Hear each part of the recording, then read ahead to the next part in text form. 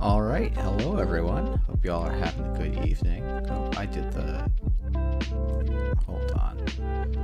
Oh goodness, I did the volumes the wrong way. Oh no! Hope y'all are enjoying your Friday. I had a very fortunate Friday off. Hey, Baranwu. Let's see, let's go.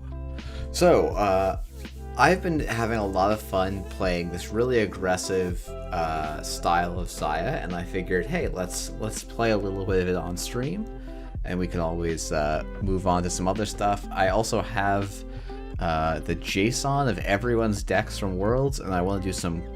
I saw some archetype style analysis going around, and I figured that would be fun to look at some point.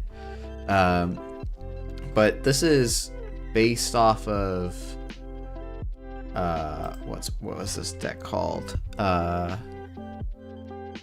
is this? D to D to D to D to D to D to D to D. Saya's all the way at the bottom. My goodness. Okay. This list, I think it's a lot of fun. I've done some tweaks on it, but it is still to me quite solid. So the big tweak to me is we're gonna do Paladin and we're gonna do Mystic just to get some extra influence. We're gonna do some Biobands. I think it's a Unity, an Echelon. Do I do the Cleaver as well? No, I don't do the Cleaver because I need to be able to... Oh no, I don't do the Echelon, right, because I want to run... Oh no, wait, what is it? It's 2 Twinnings and 2 Biobands, I think, is my influence. Hey, Cinderin. And we're also going to do a One of Wake, which has been surprisingly good for me. I've done, like, more than one, like, deep dig for 7 on R&D, which feels good. This is the Breaker Suite's definitely a little bit funky. Kurapira, Revolver, Unity, and... Was I using Carmen? I hope I wasn't. What was I using?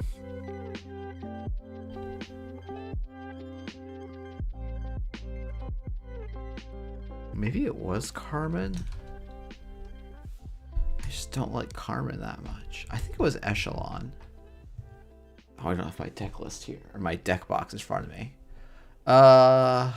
Let's see. We've got Amakua as well, of course.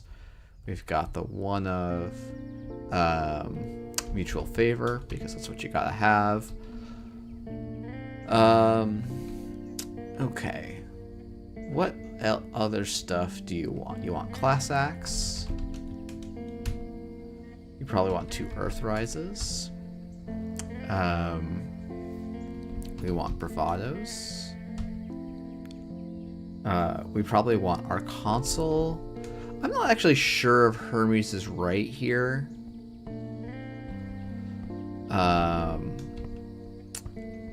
I'm not like completely sold on it because we're so aggressive, but conversely, being that aggressive really pays off. Or really helps those things pay off. Okay, what am I forgetting that's like obvious stuff that I know I have? Oh, I think 2 inside jobs have felt quite good. 2 boomerang because it's just a wild card. Daily casts. Yep. Okay. So it's just my... Maybe I am playing 1 Carmen. Is there a different thing I'm not thinking of? Hey, that's no... Yeah, I think you're right that like... Oh, Pinhole is definitely something this deck does want. Maybe I am just playing the Carmen as the second breaker. Hold on, I'm gonna be right back.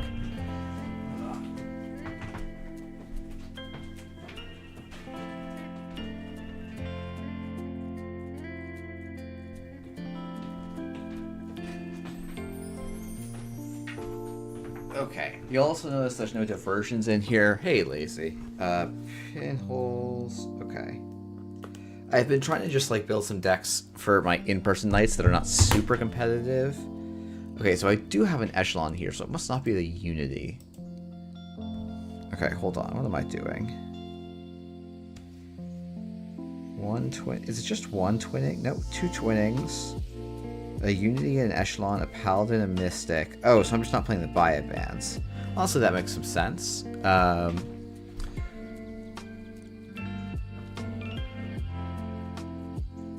Okay, so... Unity and Echelon. Am I playing a single Buy-It bands? This is... let's see. Oh, yes, I am playing a single Buy-It bands. I've got Pinholes, so what am I not playing? I feel like Docklands is actually probably the cut. I've got 2 of them, though. And I found room for diversion of funds, and a no free lunch. Oh, I don't have laundries in this deck. So I could have laundries take the place of bankrolls. I think that's pretty much a fine replacement. It looks like I'm only on 2 Hermes, I think. To get some pinhole slots, but I'm also on 2 Hermes here. Okay. We'll do a little bit of fiddling with this. Because I think 2 pinholes seems about right. I would like to be svelte with this list. Though actually, I think it might be the Docklands pass. And then the question is, are we going to actually want any diversion of funds? Like with 2 inside job, 2 boomerang, I feel like maybe we don't need them. And you could probably cut an inside job and cut a bankroll maybe. And we could go to, oops. We could go to 2 diversions. I feel like that's as much as I'm going to want.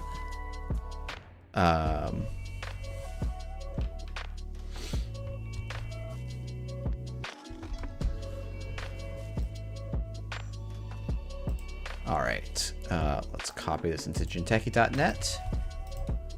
I should play some corp decks. I have this weird thing where there's not that many corps I really enjoy playing. It's really not how you spell that, but whatever. Or I'm assuming it isn't.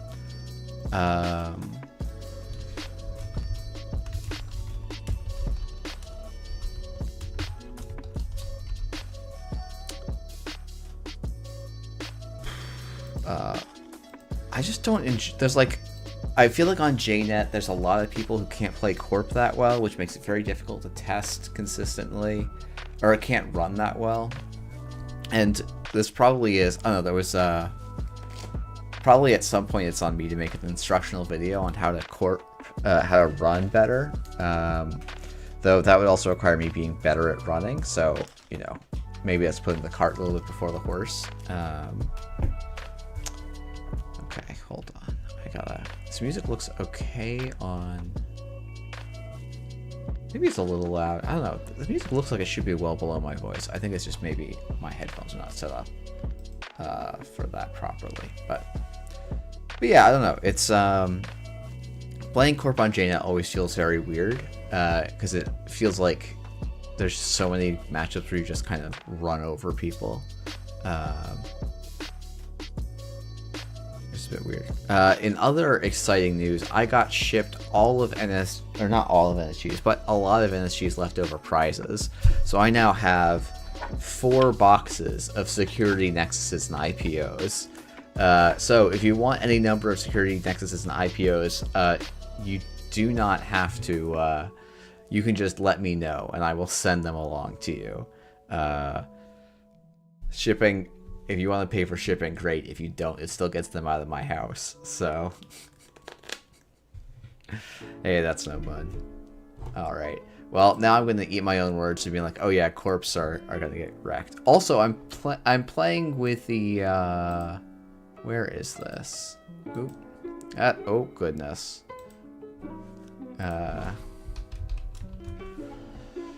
Where is this? Extensions. The Cyber Feeder extension. So it adds lots of little text and arranges things a little bit differently. Can we keep this opening hand?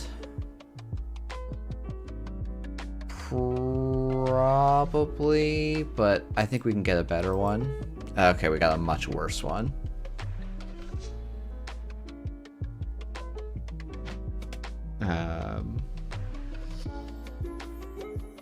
Yeah, no, again, I'm genuinely, like, I have so many boxes of them, I'm just like, there's no way I'm going to use all of them, so... okay, I don't actually think I want to go for the bouncer. I think that's going to be a single on HQ. Let's draw a card. Let's pinhole threading R&D. We'll pay 1 to trash a Rashida. If I install Daily Cast, I'll be able to clear 2 tags.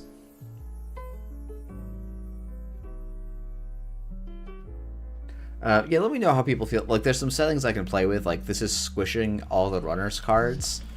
I don't know if that's a thing people will actually enjoy or not. But it's doing lots of little CSS stuff. You can see names of cards here. A lot of this stuff can be adjusted. It can remind me to scroll down for new messages. All sorts of powerful stuff. I think we're just looking to play... We can play a little bit slowly here. Yeah. Basically, this is just clicking for a credit in a fancy way.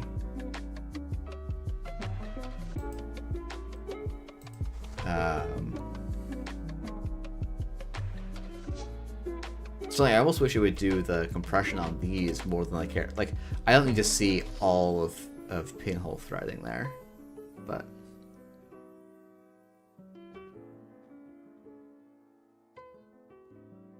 yeah, I don't know. It's interesting. Okay, so what are we thinking about in terms of Reality Plus? This is maybe Cannel. If I knew what Cannel was, that would be a helpful moniker.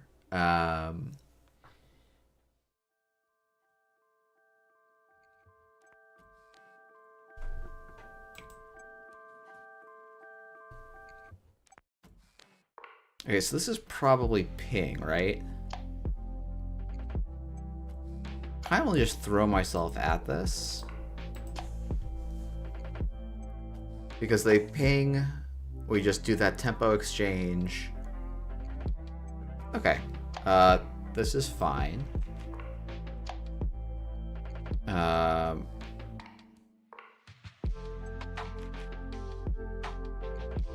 Crypto Crash is definitely plausible. Which is why it'd be really nice to get some other bounces.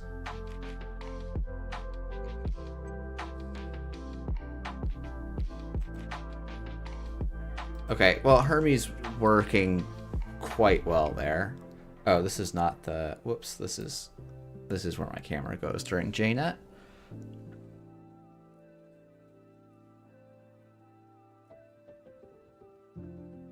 Opponent's on 2 credits, which feels pretty good.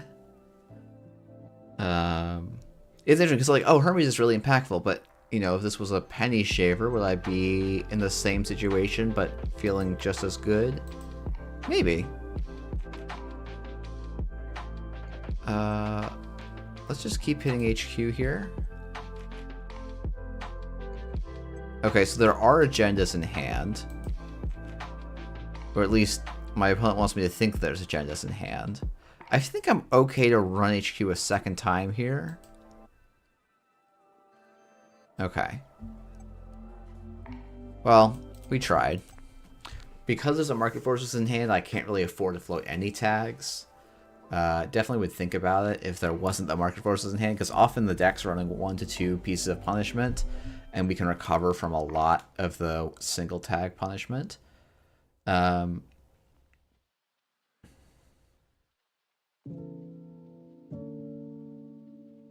This could be the crypto crash going in again. A little bit of overdraw here. I think we're still fine. Like, okay, I think this turn is just gamble, diversion,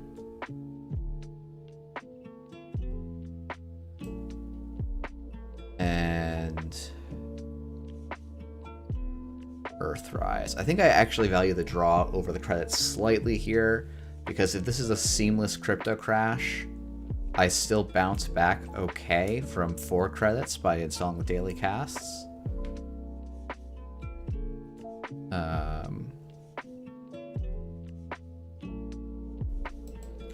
And 5 credits just doesn't feel that scary to me. I think we do go for the third launching on archives, assuming this is a spin doctor.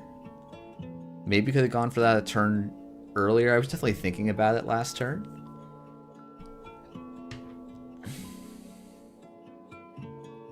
Okay, a virus makes some sense. And the market force is down. That's very good to know. We're on 14 credits, so we're in a good spot. Do I trash this NGO front? I think I do. There's definitely good reasons not to at the same time. But I think I'd rather do that. Oh, give me 1 second. I got to go throw some pie in.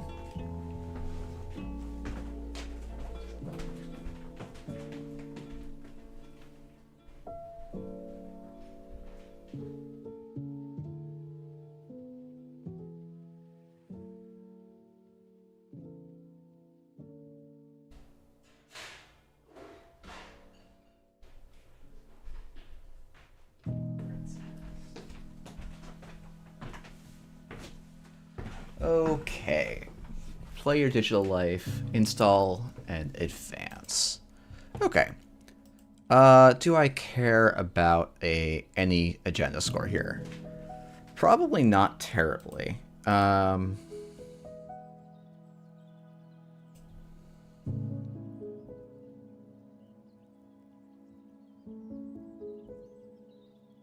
Like, I can actually just sink a lot of credits here.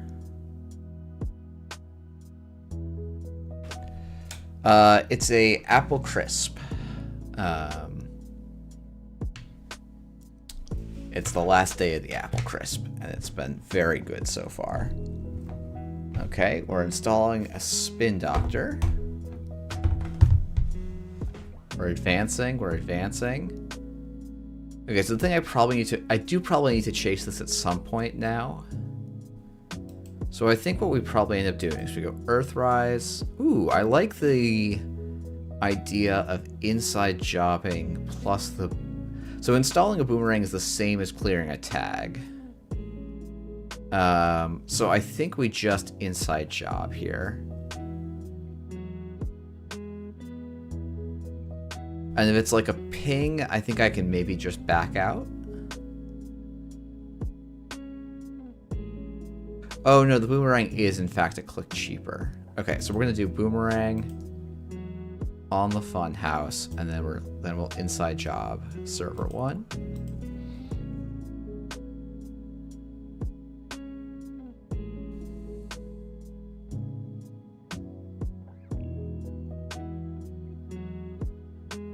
So we'll take 1 tag, then we'll boomerang. Yeah, tomorrow's headline makes some sense here.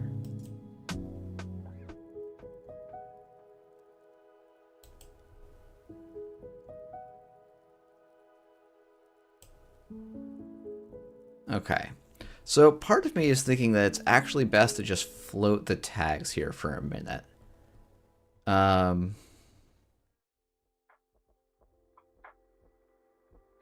Because we actually know the market forces is in the bin.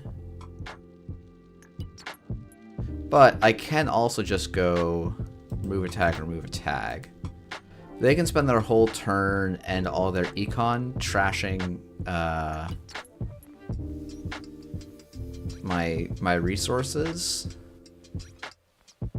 Or they can shuffle back the Oracle Think Tank, I guess. They can do that and then shuffle back the Oracle, but I feel okay. Hey, good evening, Andre. Hope you're doing well. Enjoyed this bits of your stream I was able to catch yesterday. Planogram's definitely good. But now they can't really kill me, so I think I'm okay here. Okay. We're gonna run HQ. Just basically for 2 credits. That's all we're really looking to get here. Let's run the Spin Doctor, I think. And actually, you're supposed to run Archives, but I guess. We'll remove the tag, and then we'll drop the Class Act, so we drop kind of low on credits. We don't need the Hermes anymore. And we should be in a pretty good spot from here, I think. Like, Crypto Crash doesn't even really slow us down anymore. We go credit, gamble, install Capoeira, run HQ. Okay, so we're gonna go... What's the way to do this? Is it gamble? Do I think it's more likely a VSA? I feel like a VSA is a little bit more likely than a ping.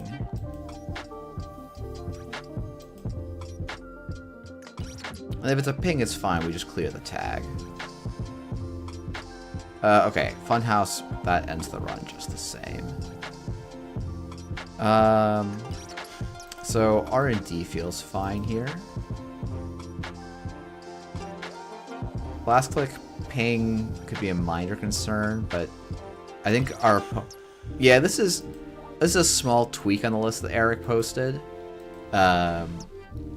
But yeah, that's the idea of this list. It's just kind of playing this style of really aggressive Crim that just is making a lot of money off of multi-access.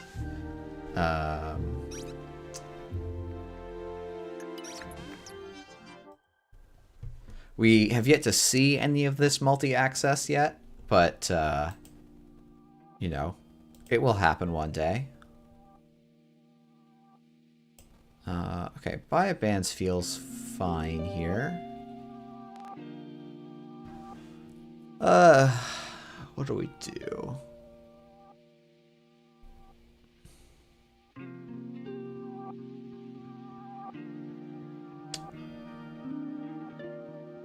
Let's see, we're gonna install this. And then I think we're gonna buy a band's archives. Yeah, I tried putting some bankrolls in just to see how it feels. And they felt pretty decent so far.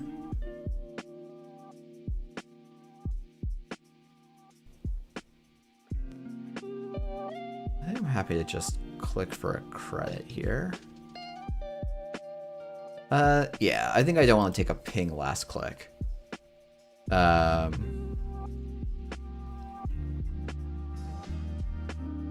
Yeah, opponent's on 3 credits. The Crypto Crash, while it did slow us down, the bankroll is going to help bounce us right back up. And we can just like bravado R&D first click next turn. Okay. Finally. Like, I could go for the diversion, but I actually think the twinning is just way better for me here. Biggest challenge is actually going to be trig. Oh no, it's not going to be hard to challenge the twinning. I just can't use the paladin credit, but that's okay. It's actually very safe here. I can trash bankroll, and I also secretly have 5 credits for breaking any ice here. Okay, well, this is going to fire and hurt. Starlit Knight definitely going to do some work here. Threat 4, so it's not, you know, it's not the end of the world. I'm going to lose my twinning here, which is unfortunate. Okay, so we're going to add 1 strength, spending this. Then we'll see 1 extra card. We see a Hydra. Okay, that's a big one.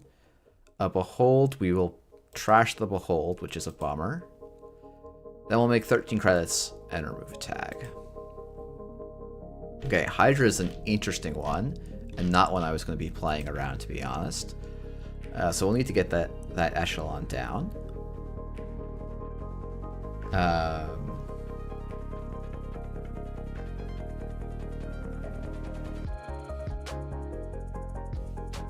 Yeah, it's hard. Like, you probably do need to trash the twinning here, but it really hits your econ quite a bit. Yeah. And, like, of course, we have multiple, but, or, like, that's a little bit tricky to know that. Okay, so we install the echelon. We remove the tag. So I could actually just run R&D to make a credit here, I think. I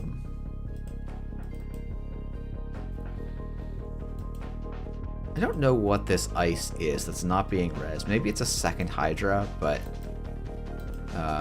it's a little bit difficult for me to figure out what it could be. We've got our breakers, our final breaker suite. This is, yeah, someone else actually was asking. This is actually just the Riot Games music put out some copyright-free music. So this is their Sessions Diana set. These are like really good sets of music. I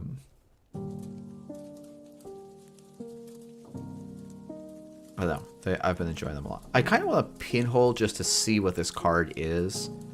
I think I'm far enough ahead that I can afford to do that.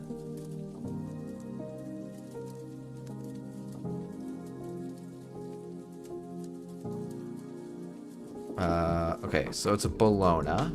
So there's not actually a lot of threat of that being scored. There'd have to be 2 Seamlesses in hand.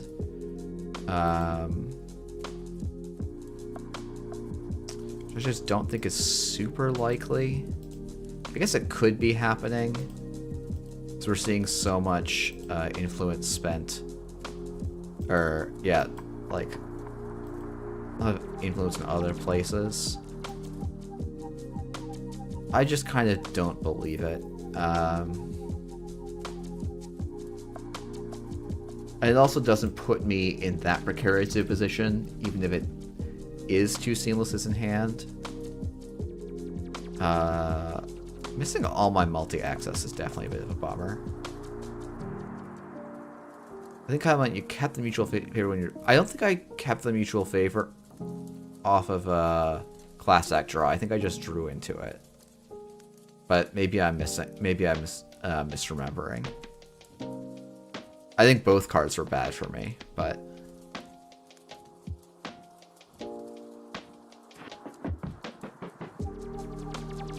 Because, like, ideally in my world, I actually just want to find a different agenda and snipe it. Yeah, it was a mutual favor versus a second Class Act. Yeah.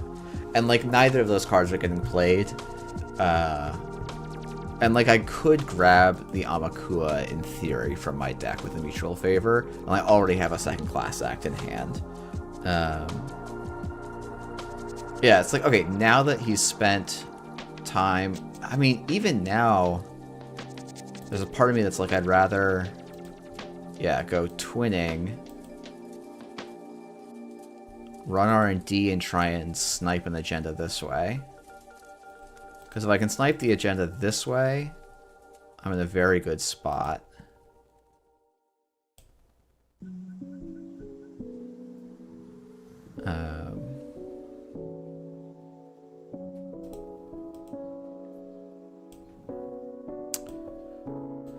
Alright, well that's a bummer. Yeah, I don't mind letting the Bologna through here, I think, relative to my other options. Revolver might actually go down in this matchup.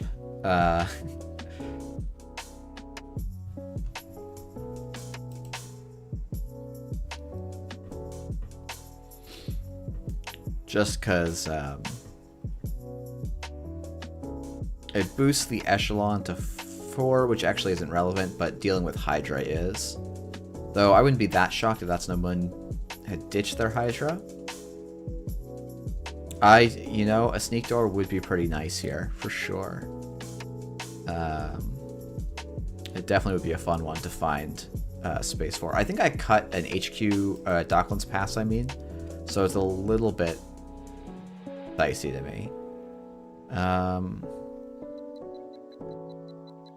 Okay, I might just end up doing on this just to like drop some. Oh yeah, well that would have been better. Okay. Do I actually have events left? I don't think I actually have events left. Let's just run archives just to keep that snowman honest.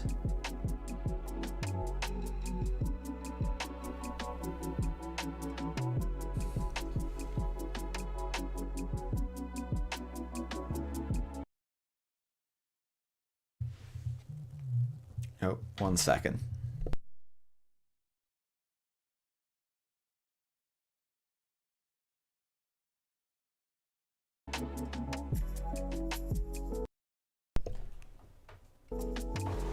Alright, be right back, 1 second.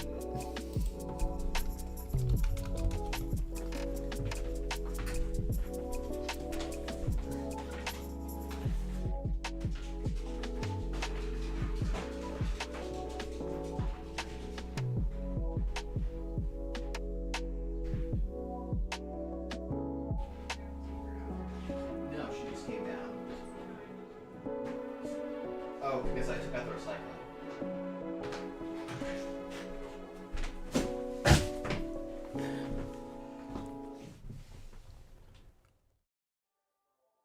Okay, let's see. Hopefully I'm not muted anymore. Great. Let's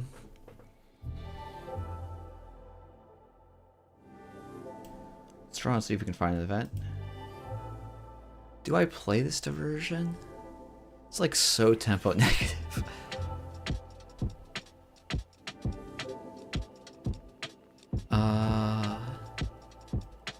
Maybe I do anyway. We'll take a tag.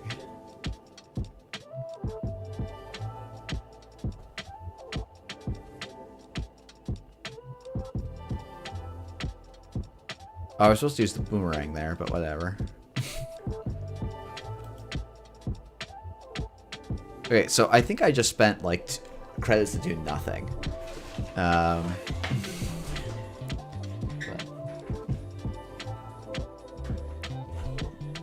Let's see. I guess next turn we're just gonna. Okay, now we challenge the remote, which is a bummer. Okay, so we're gonna pop the bankroll. Oh, I guess we don't actually need to be worried about Hydra, but let's respect it anyway.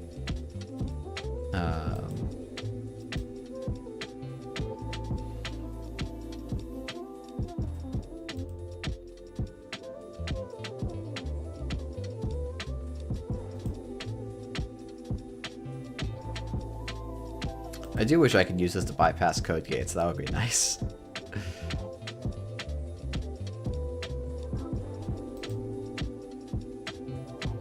Oh, this is an oracle. I'm really annoyed. Okay.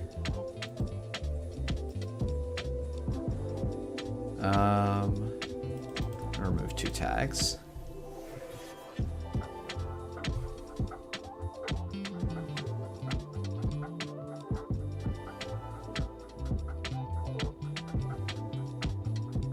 Yeah, I mean, now the server 1 becomes quite soft. Let's see. There's 10, so there's 8 agenda points in either the 5 cards in R&D or the 7 cards in HQ. So probably HQ is the place to go. Sweep for 3, then sweep server 1.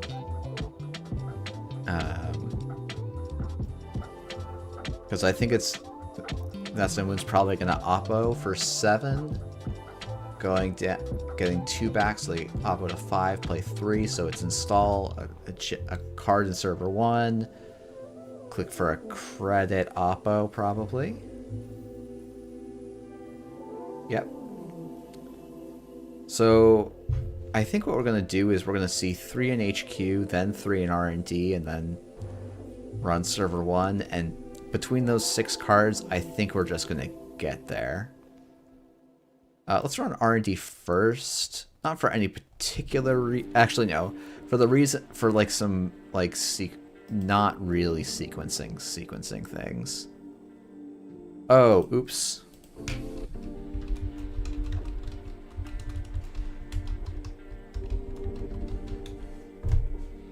Okay. Actually, quite relevant.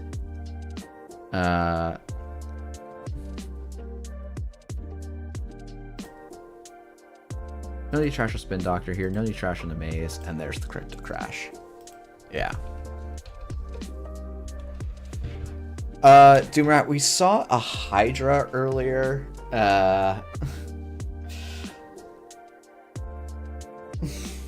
So I was trying to save my revolver for the Hydra, even though it can't be res from this board state. So, I don't know. Yeah, there's no real good reason to not just go pop, pop, pop, pop, pop. But, yeah.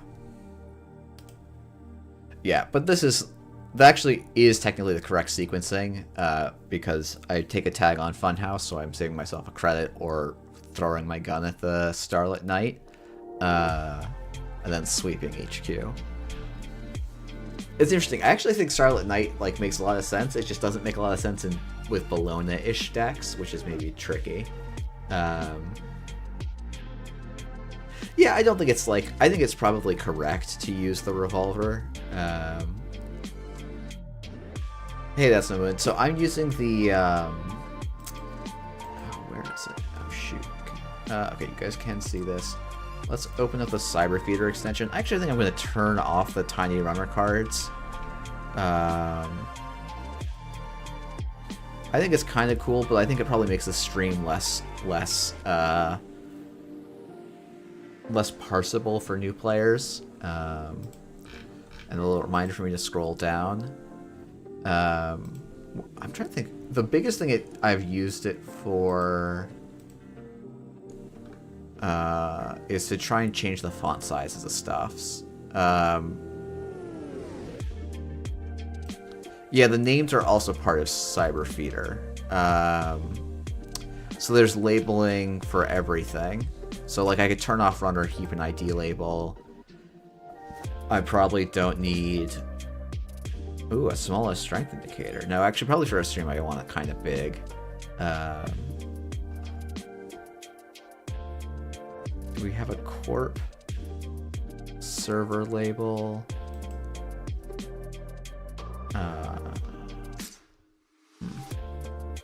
Cool.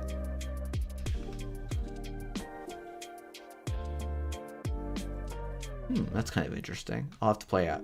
Yeah, there's some other fun stuff where you can like move the agendas to be, and we'll play with this in a game maybe.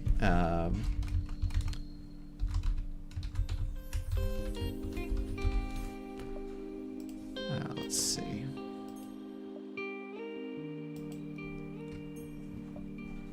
Okay, so what do we decide? Nothing immediate, though. If we could put a sneak door in, I think it would be pretty good. You'd probably want to do 2 slots. You'd want to get a sneak door and a Docklands, probably. I'm trying to think what your 2 weakest cards are. It's like probably Revolver. I kind of want to go back to 2 Bankrolls. Bankroll felt really good that game. Just having a 1 credit Penny Shaver.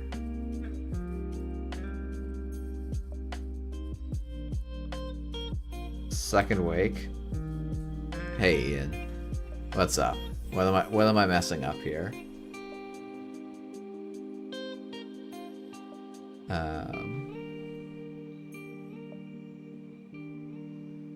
How can I only play one buy with Chesvi? Because influence is fucking hard, and I want Unity Echelon more than I want buy bands.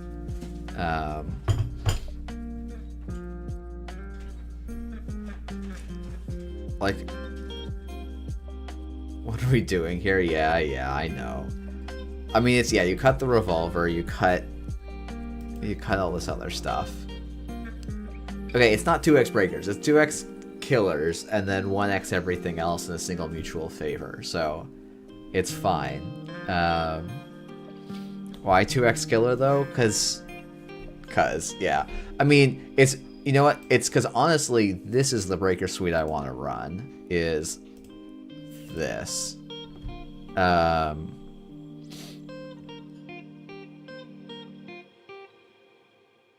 Oh, yep. There we go. Moved my dumb face.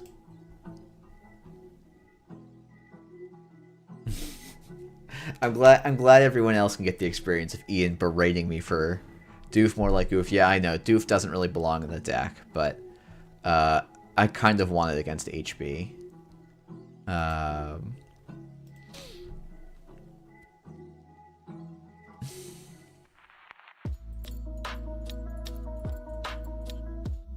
Do you think, yeah, Wake could be dropped, probably? I've used Wake to bully people, but those have to be games I'm already... Wake is 2x? Wake is 2x. So it's what? Cut 2 diversions for a second Wake and Docklands?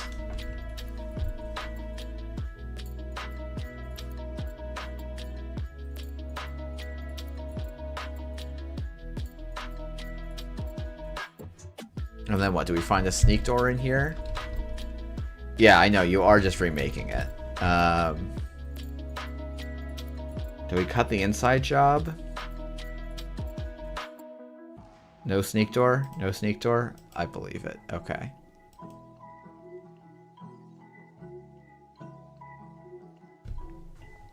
Sneak door would have been really good in that last game, but I don't know how many corps are consistently putting fun houses on HQ.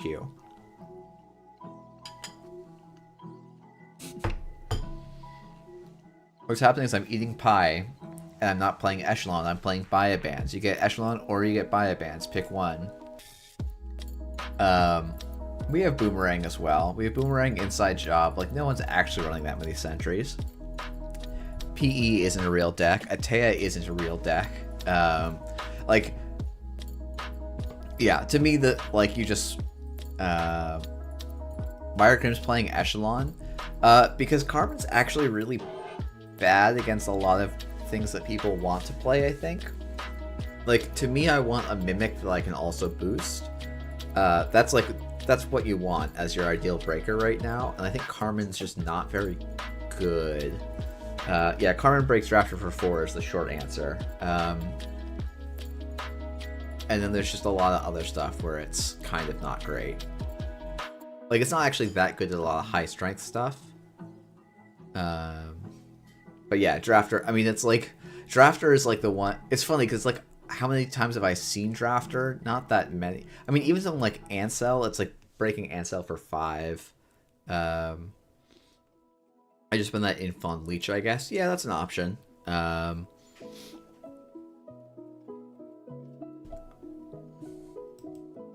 we actually have MU to play with. It's kind of like what card would you rather have, I guess.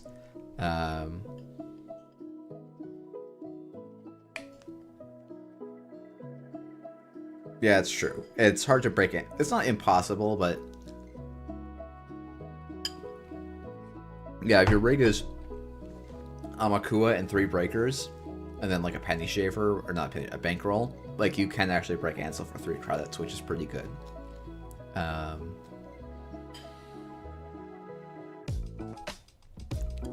Okay.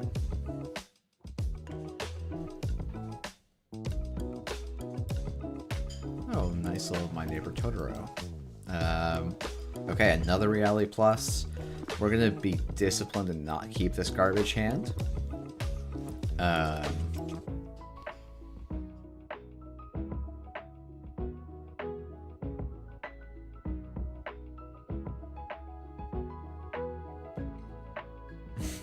Everyone's playing my J-Net opponents and having...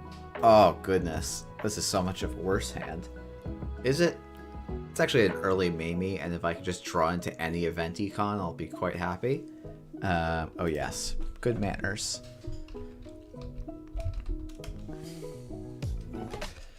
Alright, playing Your Digital Life for 3 credits. Good, good, good. Beanstalk. Beanstalk is a card. I'm glad everyone's so excited about YDL. I will say, yeah, I did beat you to it ever so slightly.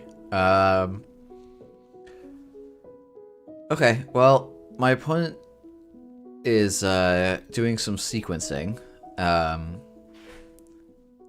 should just tell him to take an extra credit, right? Like, I should be a good person and tell him just take an extra credit. I'm just going to click for a credit in a fancy way here. Okay, good to know. Do I go down to 3 credits intentionally here? Do I care if I lose credits, though? It's a class act. Yeah. Class act mystic. Ugh. I guess it's gonna be credit bravado server 1. No, class act credit. This is basically, yeah.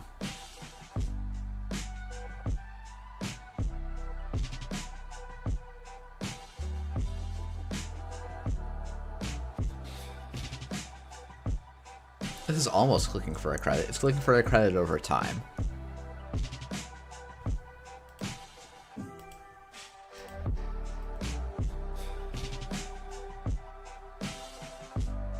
Interesting. Magnet's unusual.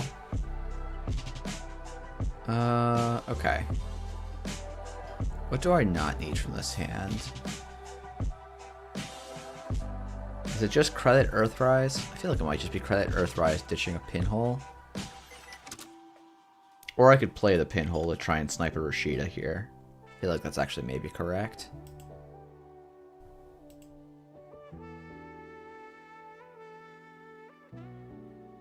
Okay.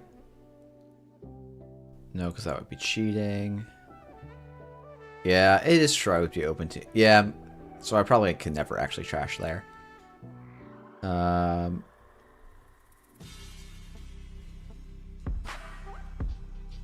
You access during that run. Oh, you're right. It works in HQ. That's wild. We'll just dip below 4 again, just in case my opponent tries to value me.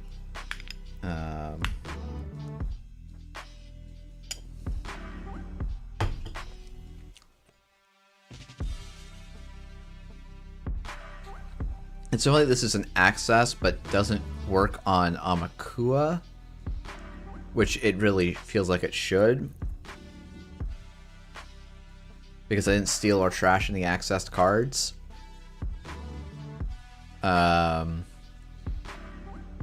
But it's like, it's because actually Amakua cared about the successful run choose to, like, it's just some weird ass thing. Yeah, I am baiting you a little, Ian, but... Okay, so I just take this time to, like, go a little wild on him. If I could draw a... Oh, did we cut the doofs? We cut the doofs. Oh, man, they would be pretty good here.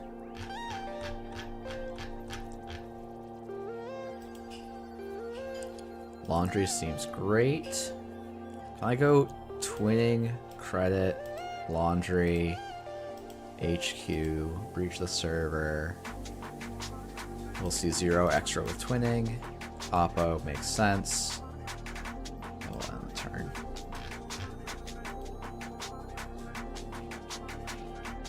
Okay. I'm gonna choose the access to bounce the Bologna because I didn't really want to steal there to turn on Oppo. was my thinking.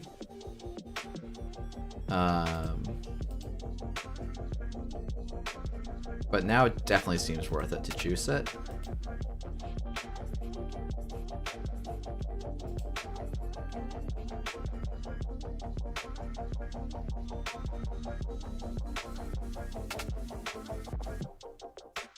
My opponent... Why did my opponent not seamless launch last turn?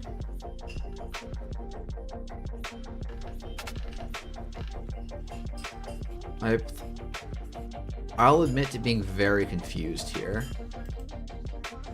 My opponent, I guess, has made a turn one sequencing mistake, so maybe it shouldn't be that surprising, but that seems kind of rude to say. So I just said it out loud.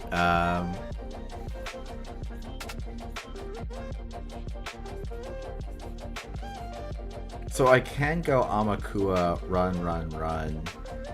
No, I'd be a credit short. Well, I can just boomerang get this, which I think seems fine. I'd love to draw... Okay, Jesus. I mean... Thank you, I guess?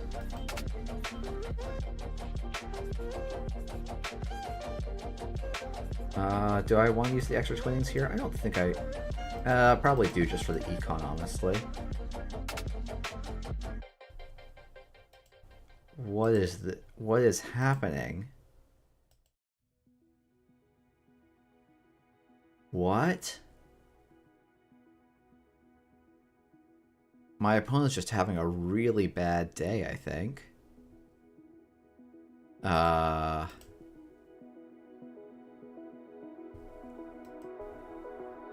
So they go credit... I guess my problem here is they can go credit, Oppo. Oh, but now they can't.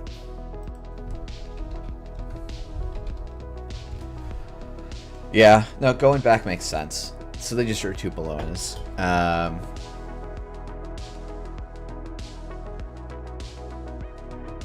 Yeah, I mean, this Crim is just freaking sick. It just puts on so much, like, clean pressure on the runner. Or on the corp, I mean.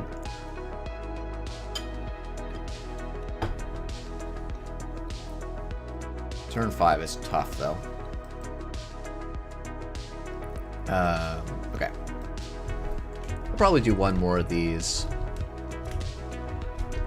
And then we'll do something else. Either we'll do some world deck stuff. Yeah, Icing HQ might have been good for them. I wonder if the ice on R&D was meant to fake me out or something. Okay, basically, this should be an interesting matchup. This hand seems... That's probably fine. Just like Bravado into their remote turn 1, then slam a Hermes, and then pinhole the Rashida. And we just kind of destroy their entire tempo for the that they try to get out of existing.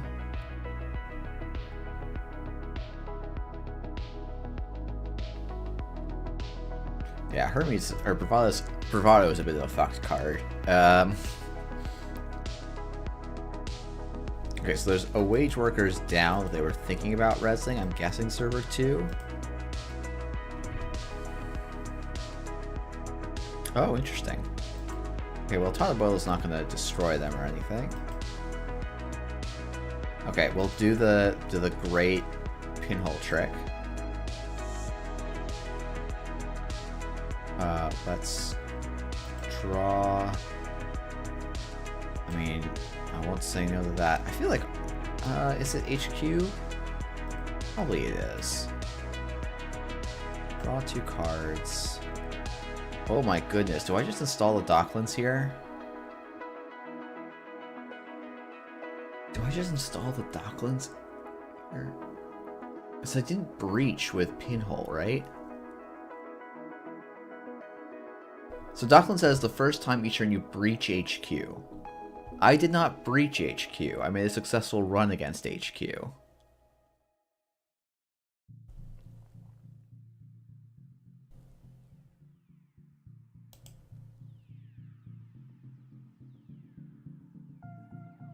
Okay.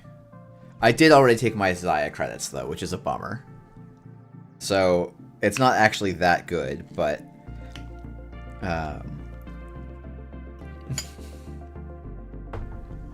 it's alright.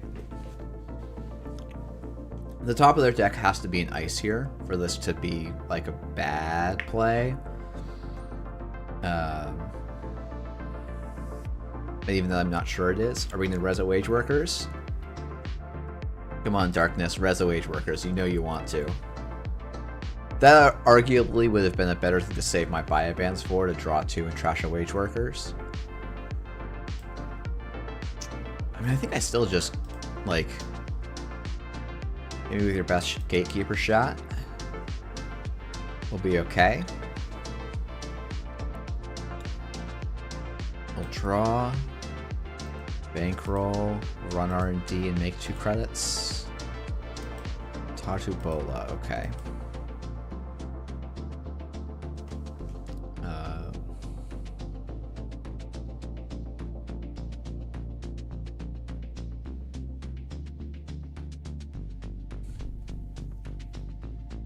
So there is a Wage Workers on the board. We don't quite have the money to deal with it, I think. But maybe we do.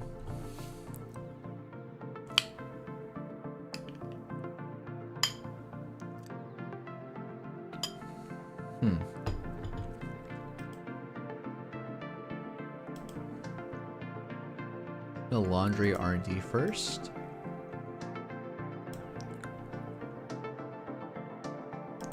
I think I want to just try and keep them slow. This is going to be a Vovo into something, I think.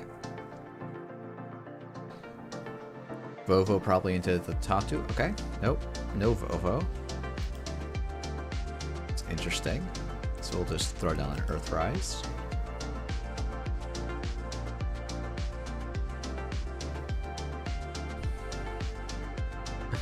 Yeah, no one's as high on Vovo as me, so I guess it makes sense that it's not there. I guess this is what, another virus?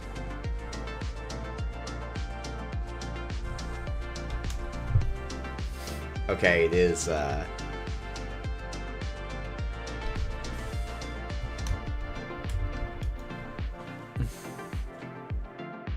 I started playing 3x Vovo and Jammy HP and kind of dig it. I feel like 3x is probably a touch excessive, but at the same time, like 2x and just... I feel like 2x and PD just like goes so far, and then you can go for like the greedy Mick Ansel Brand Ice Suite, which seems like such a sick like option.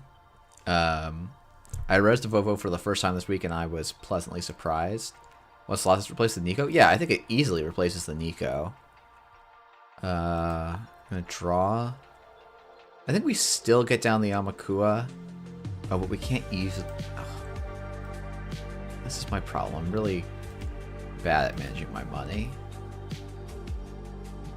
I'm gonna draw, and we're gonna get down the casts. Oh, maybe I can zoom in one. No, I can't really zoom in one click.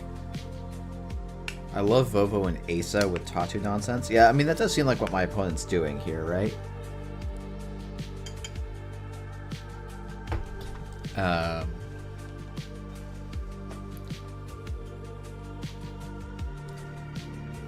I am very appreciative that our early econ advantage allowed us to just slow down the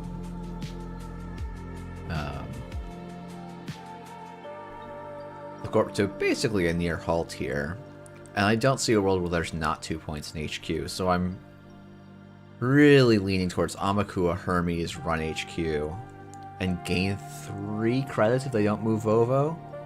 Okay. So I don't have a way of charging the twinning yet. So I think we're just going to do this. This is a net free run. Palisade and Gatekeeper are interesting choices. Hey, morning, Jai.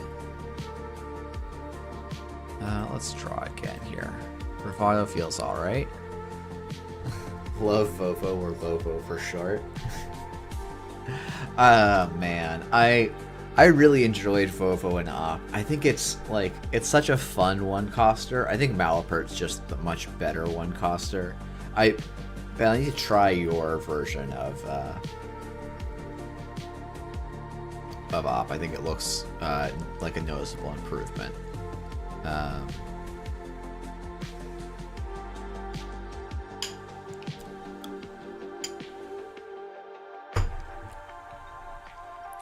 This is a very weird deck. I don't think I mind losing my Amakua here. And my opponent has no good drafter hits. Well, it's not entirely true, but I don't have enough that I'm super worried about it. So we're just going to fly at them here.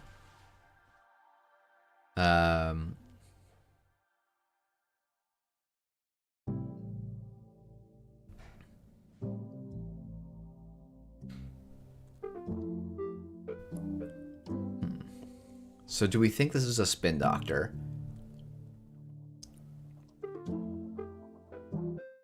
Oh, no, we just, okay. I think we do... Yeah, I think we go Biobands Server 3. A fully break Tatubola. 3 cards in hand, they probably will have a swap.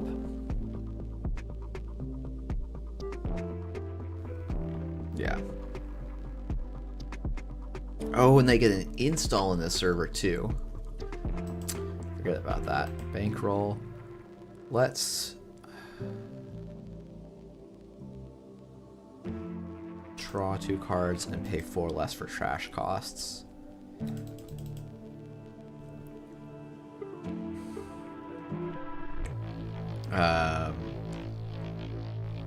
Man of the Moon press ganged me into his async CLCO to fill up numbers, so why am I facing Santa and J-Foil in my first 2 rounds? Because life is cruel. I mean, also, though, Jai, I don't feel like that's such a it's not like the most lopsided matchup in the world. I've got 1 click left, so Anthel's not going to scare me here.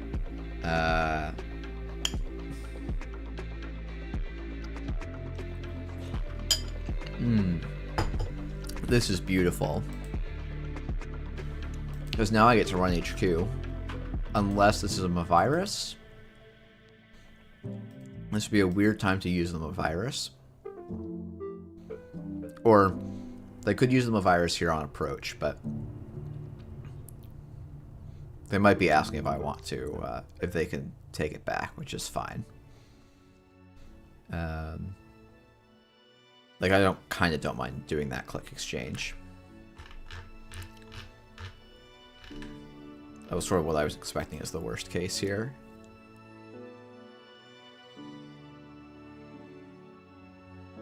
Hopefully they're still here.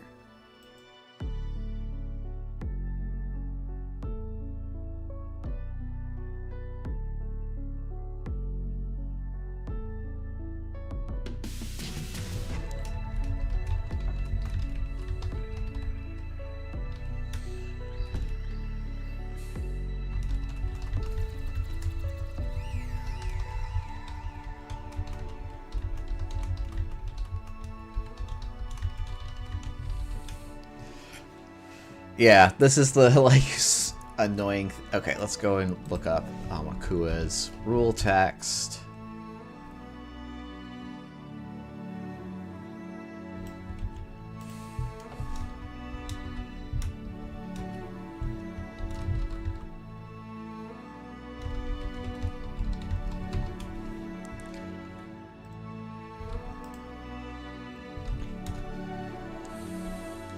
Okay, Darkness is fairly new to the game. That's good to know.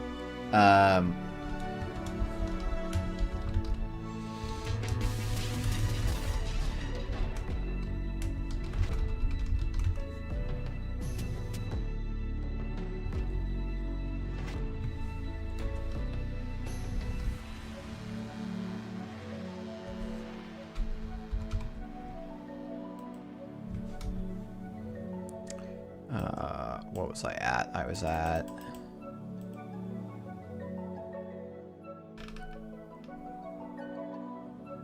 Gain 7, so I should be at this and plus a click.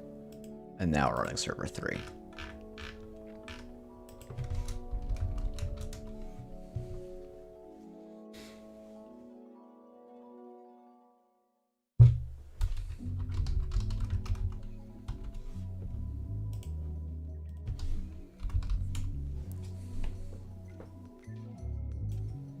Okay. I mean, I'll just farm it next turn. Oh, yes. Counter C5.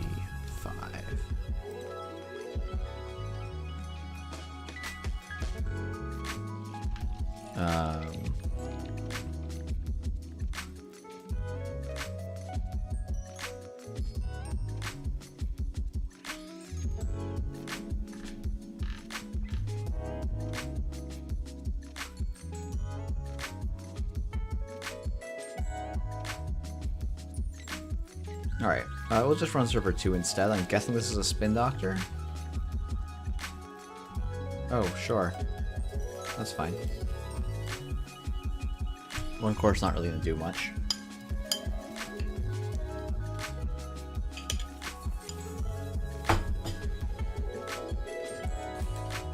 Oh, I guess if I had lost my Koopa that would have lost me the game. But... but it's fine. Wasn't gonna happen. No way we lose the game there.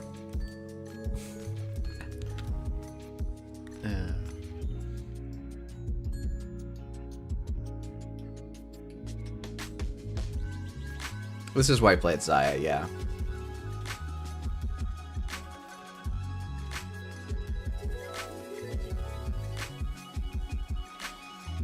Quite the pile they're going for here.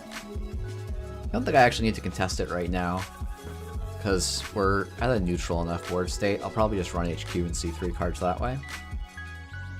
I'd really love to get something to get my twinning going.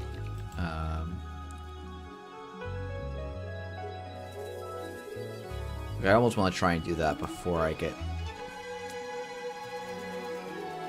I think it should be gamble, run HQ.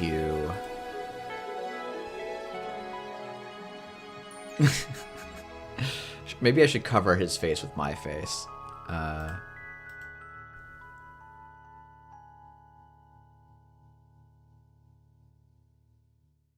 Okay, so yeah, I'm gonna break even on this run. Okay. Can I pay 5 here? Yeah, I think I can. 2 biotic labors and a Managarm. Then we'll gain 3. Do I have to hold on the class act? With 2 laundries down, probably, and all 3 bravados, I probably do. Oh no, wait, no, I have the bankroll. We're fine.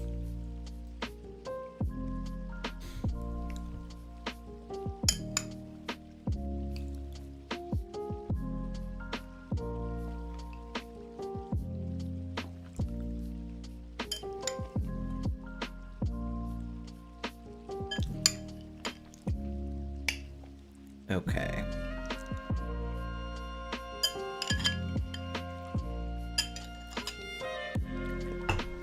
Lazy, you're asking how have I liked Zaya post worlds? It's genuinely just a lot of fun to play.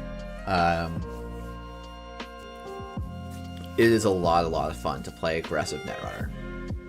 Undeniably so. I think it's gonna be credit, gamble, laundry. Which is wasting a bit of draw. But I would say this... Well, okay. So what are the trade-offs between this and a Sable deck? A Sable deck is going to tell a new player that they should be trying to make a run every turn. I think Zaya is trying to do the same thing, but does it a little bit less strongly.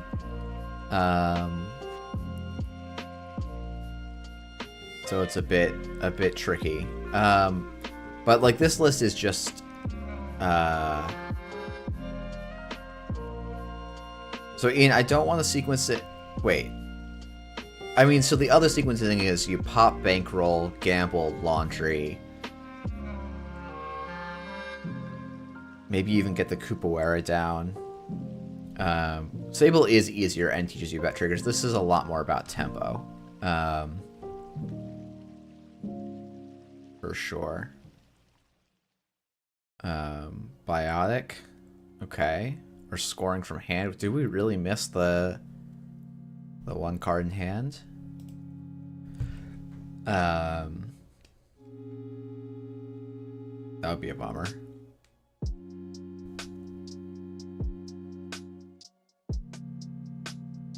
Okay. So now I can just go Laundry Archives, play a Sure Gamble.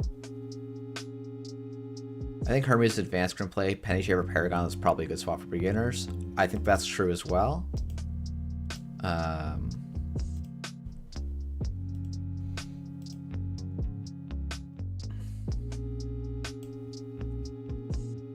Okay, so this is gonna be 2 credits to get in, 3, that's 4 credits to get in. And there's probably nothing. Like, this is where I go wrong playing Crim, is like going for a 4 credit dig here.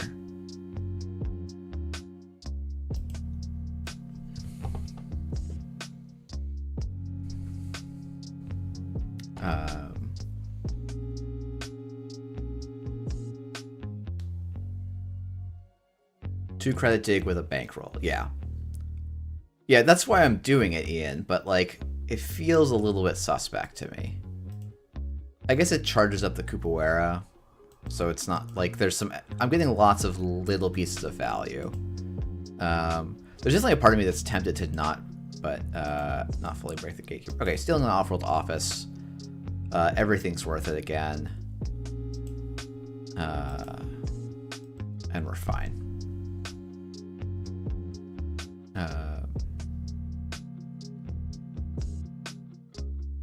And opponent's on 1 credit, so they can't really move that aggressively here. We probably do pinhole threading server 1 at some point. We could also pinhole threading Vovo and run R&D if we can find anything to charge the twinning.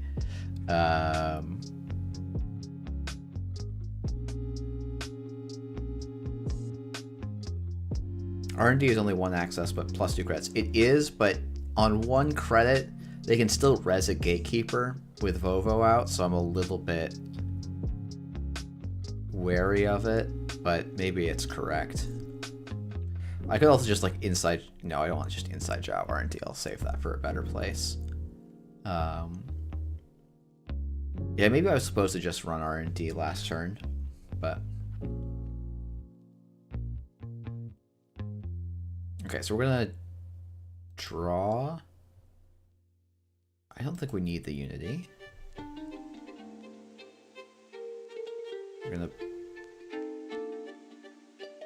So what's the sequencing here? It's still 4 credits to get into HQ.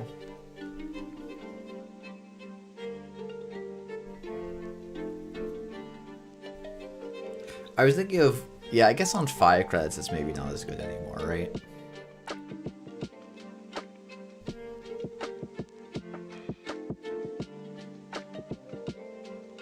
We're not doing anything, set up the JPEG. Can I install this wake implant and possibly lose my twinning? My second one? I really want to. It does make our late game really hard, though. Yeah, it's just click for a credit and discard... Boomerang? Probably. Yeah, I think that's the play.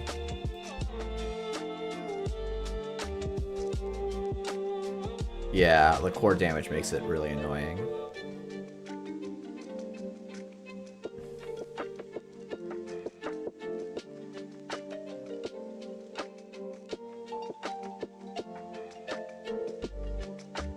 Next turn can be... we can sequence next turn in a bunch of ways, but I feel like I want to try and get an HQ run in next turn.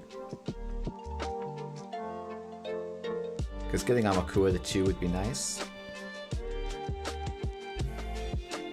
But we're not, again, we're still not under a lot of pressure.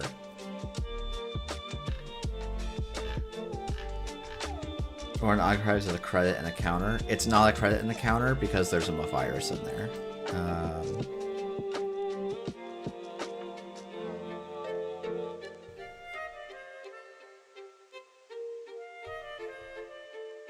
Okay, I kind of want to panel to see what this is.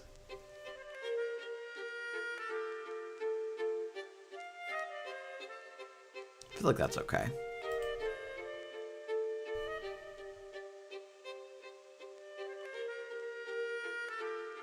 Yeah, I think I can trash this. Draw a card. Okay, yeah, sequencing, sequencing, sequencing. Click for 3.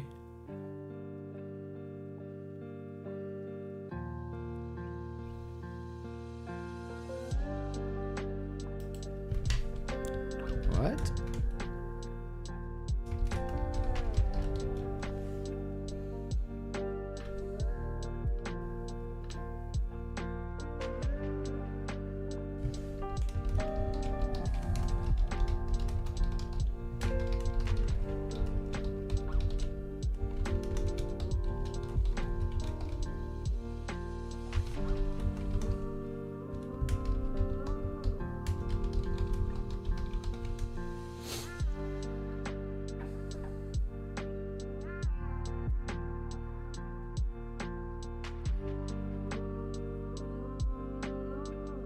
When did we get cord? When we just accessed the Naked Nightmare archive that was on the board.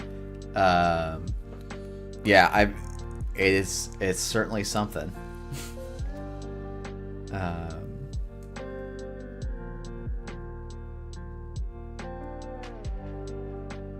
-1 gang. Yeah, I mean, if they're on all 2-pointers, I just made a mistake. At what point do you consider popping instead of clicking for credits? When you're a good player, right? Like, I guess the reason I'm not popping it right now is there's no pressure on me to act quickly here. My opponent's playing very slowly, and I have a very good win condition eventually, like, churning at some point. And so I can hold the bankroll for larger value later, and I'm also not at the point where I can blitz to kind of like close the game all in one shot. Would maybe be my argument for like why this line is reasonable. Seeing no Paladin, no Chesvi, and no Mystic is very frustrating. If I find the Chesvi, I can just run HQ for free every turn and do a sequencing of Chesvi, twinning, wait. So ideally my next turn is click 1 draw, click 2 gamble, click 3 twinning. Oh no, I'm a click short. So it's going to be a little bit slower than that. I'm going to do this over 2 turns to get the whole thing down, but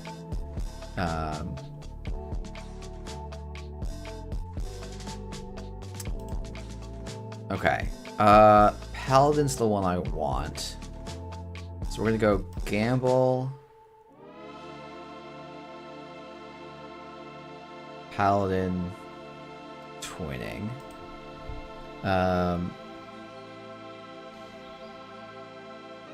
Like I could run HQ that turn instead, but I want Paladin to trigger so I can go. Yeah. I think I actually can't really contest. Well, can I contest server 1 with an inside job? Probably. You run HQ that turn?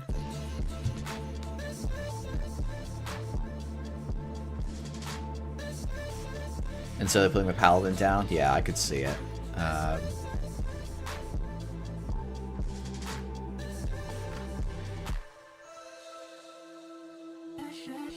Yeah, because if Vovo moves to server 1 here, I can't really actually just inside job with Abandon. Instead of installing Twinning. Oh, that makes sense, because Twinning is just a rock that does nothing. Yeah. Fair enough, fair enough.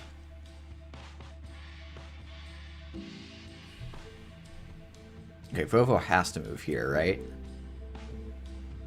Yeah. Okay, we're gonna draw. Install our Awaken plant. It's not the one I was hoping. I was hoping to not hit that one. And still 1-click, just don't let them trash my stuff, I think is okay. Drafter Fire I can live with. I won't like it, but I can live with it.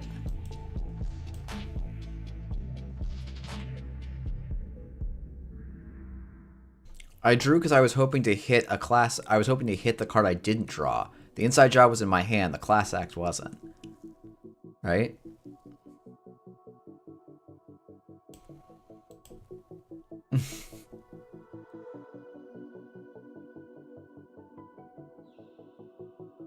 Okay, it's weird they would overwrite and then not res.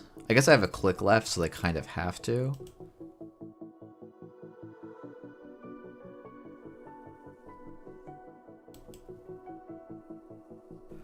Okay, so no hits there. I run R&D last click? I think I can. Because agendas have to be somewhere in this deck. Ansel is only going to take out one of my cards. And I can pop the bankroll before it does. I actually do think I want to see 2 here. Oh, lol. Okay, GG.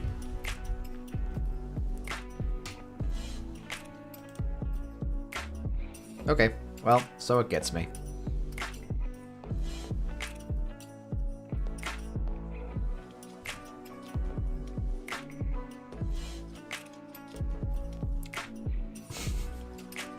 Whatever.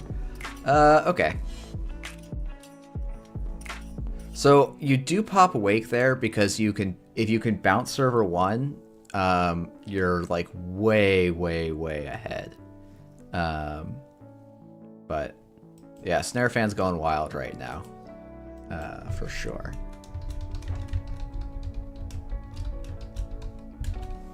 But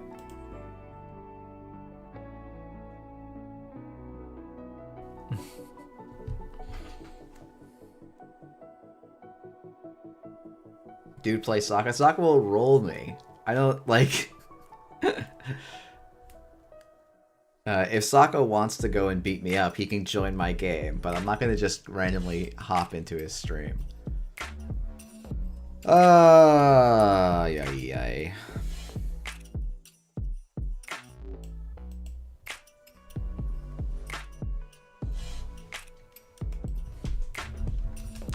I'm keeping this hand because Amakua run, click for a credit, Cass is going to be just a thing.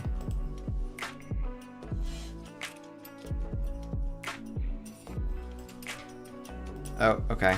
That's fine. Draw.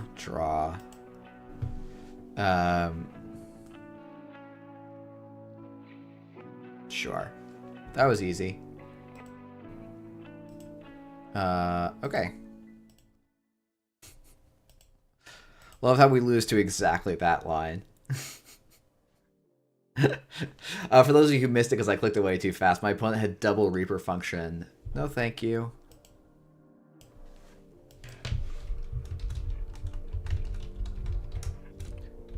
On a Fuji Steel.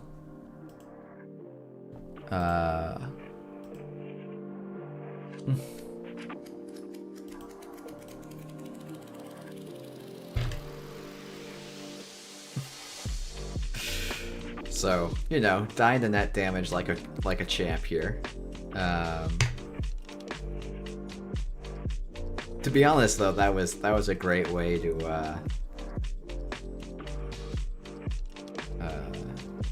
lose, especially after I get salty about a snare. It just lose to a much better combo. So, yeah.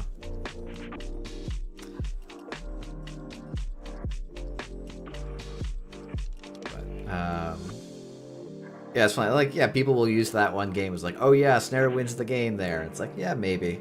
I don't know. How many times did that snare do absolutely nothing for that player? Probably quite a few.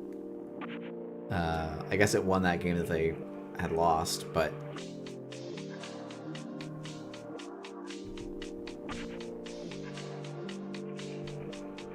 Oh my goodness, why, people? Ay, ay, ay. Why?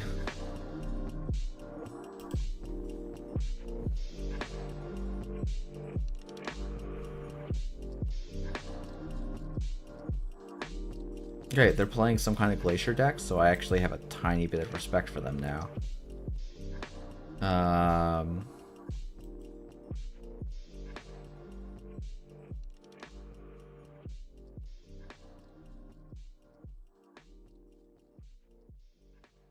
What about PE rules, Ben? Sell me on PE ruling or Peplum. This isn't old school PE. Okay. Oops, sorry, hold on. Ah. Oh well, oh well. Too late.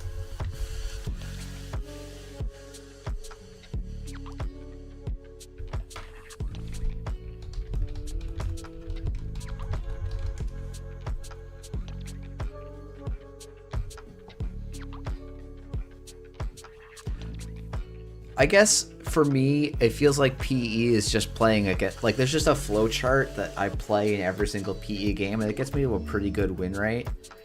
So it's just like annoying to be like,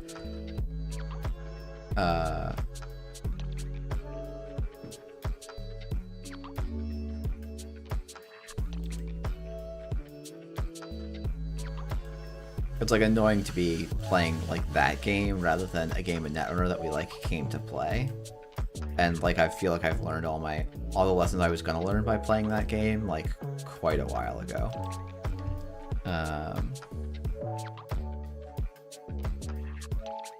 Okay, well it's a good thing I didn't Dirty Laundry Server 1 then.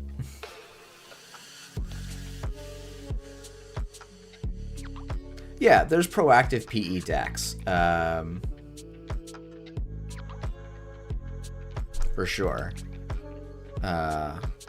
Definitely not going to deny that.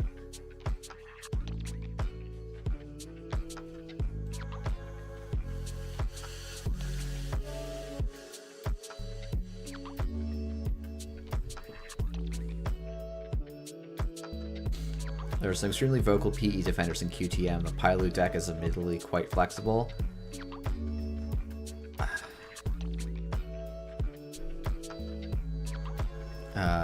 Wage Workers viral weaponization wide PE though. Yeah, just make it sound so lovely here. We'll run server 1. I would love to just farm Amakuas here.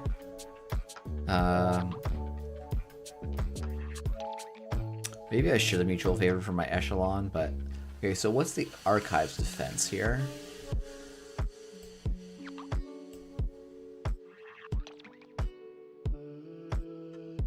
So Izzy, I've done that, but I've done it in CI, which is more fun.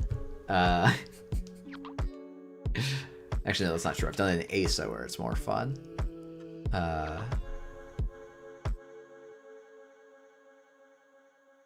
Okay, what do we probably want to put Unity on the bottom because we're just running into this card.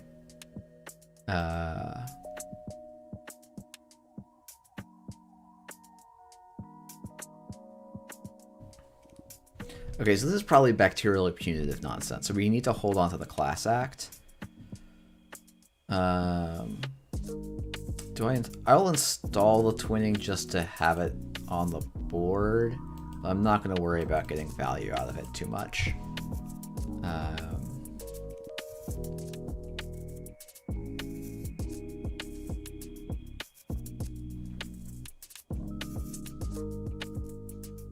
So plan is to try and hold... We actually kind of need to get to holding 2 class acts here, I guess.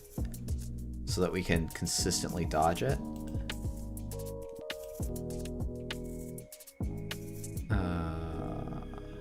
Well, so much for consistently dodging it.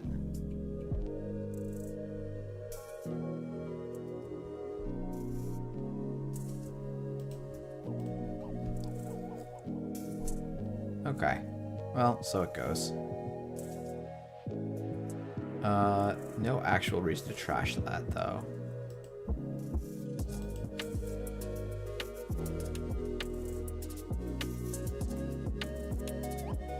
3 cards in hand. Didn't trash anything, so I don't lose anything too scary.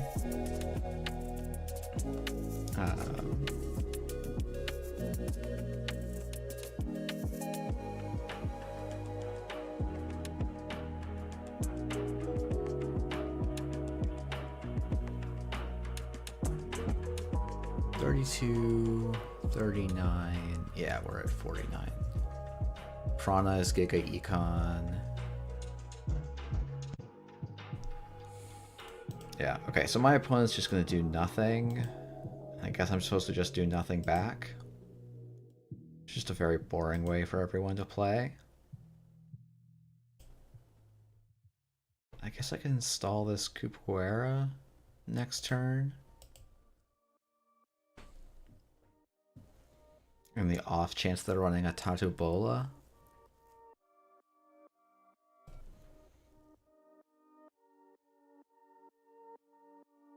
Yeah, losing that class act was unfortunate for sure. Okay, cool. We get some information. Divert power, Hansei review, moon pool, and snare. Okay, so they can do some snare derez stuff on the board. Let's see. Let's do this. And click for more credits, because we do need to actually conserve our deck a little bit, probably, if they're going to be running a lot of grinder tools. Okay, so I think we're in the click for 4 phase. Because somehow I kind of doubt that's another snare.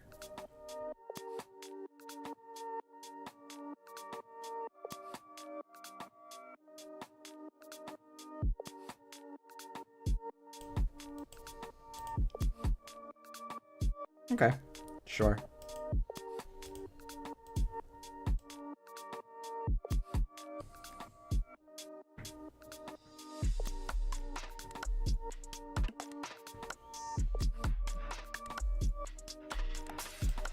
Okay, so we're just trying to find our echelon at some point. I wonder if seeing divert power if I trash them. It's definitely an option, right?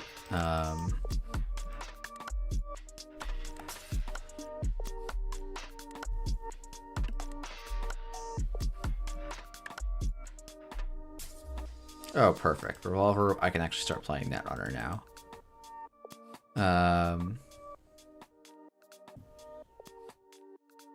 Actually, sorry, that's not true. I can start playing Netrunner next turn.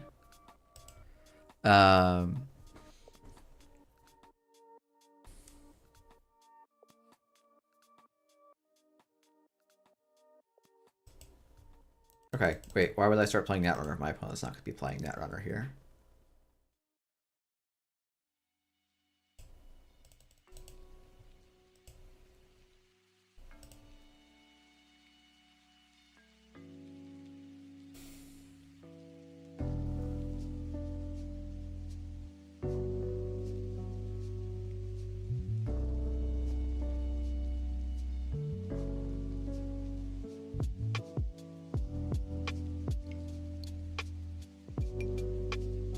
Wait, how does that work? Did they not trash any card? They definitely trash cards from hand, right? Okay, I guess they didn't.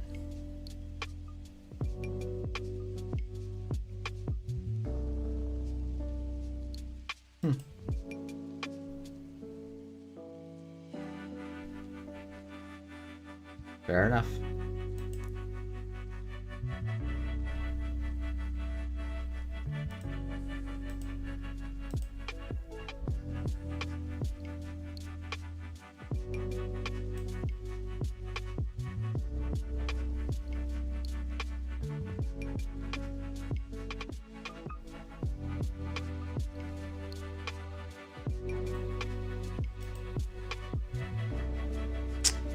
Oif. There was just straight up 7 points in archives for a turn. Yeah. No, we know that server 4 is a spin doctor. A second snare. Sure, we'll put these 2 on top. And then the Unbroken Subroutine's fire.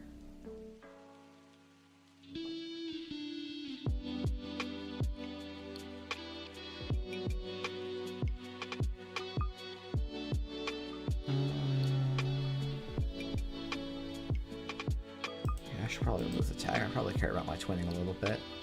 Thought after the Hansei last turn you had to check. Yeah, maybe.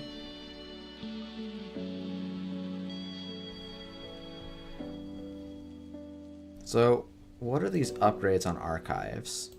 Do they mean I should be going back?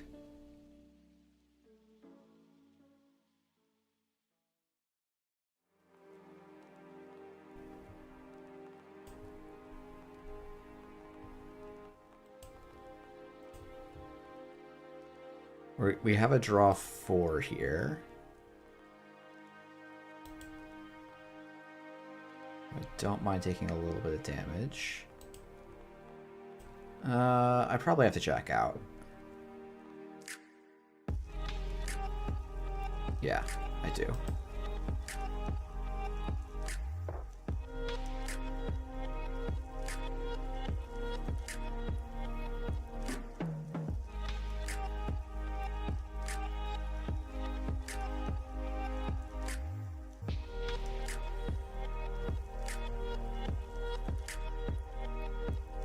Okay, what are we diverting for?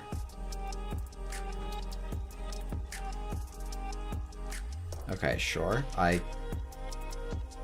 Do I care about that? Oh, I could have broken the data loop with my Kupawara. I forgot that I had a freaking barrier breaker down. I'm a freaking idiot.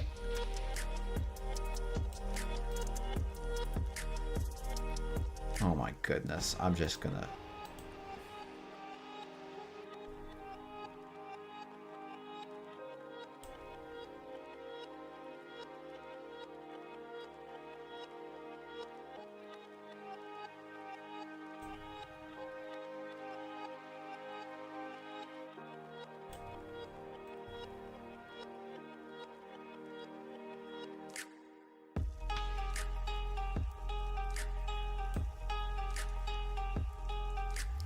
we can return this back to the hand. And then we'll draw. I'll end the turn. Do they up? Is there a second upgrade on archives?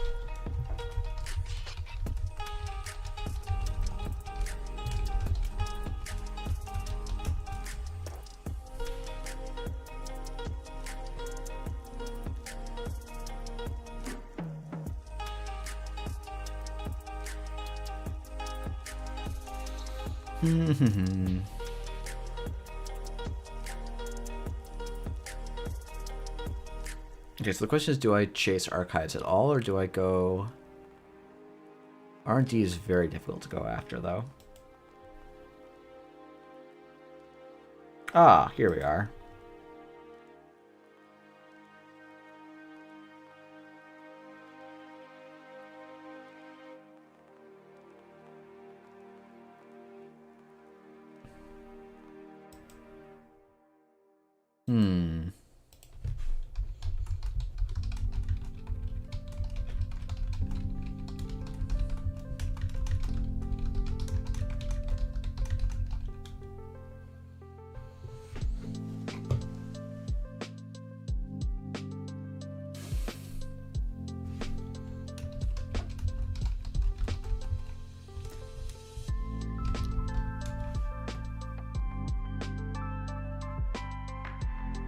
Alright, we'll get rid of Angelique.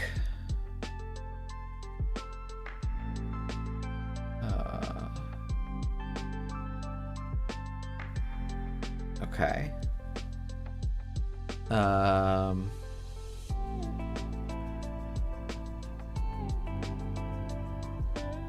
There's 2 face downs. Do I really need to chase those with 1 moon pool from the game and 1 gone?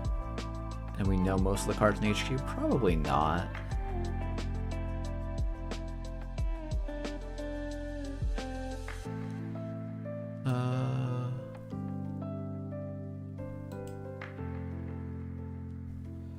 They could. They'd have to spend... Yeah, they could definitely res and use the Angelique there. Maybe suggest there's a reason they don't want to, but I'm not going to interrogate too much there. Oh, did they actually get me? Okay, no, they did not get me right away. Oh, there's a line where I, like, break Tatubola. I should be trying to break Tatubola every turn.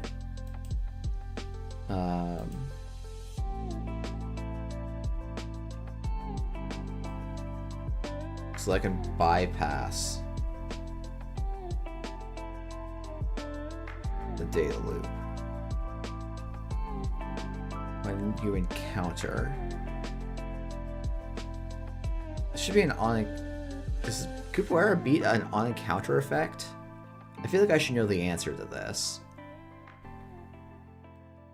Like, it's a little embarrassing when I'm not 100% sure if this beats an on encounter effect.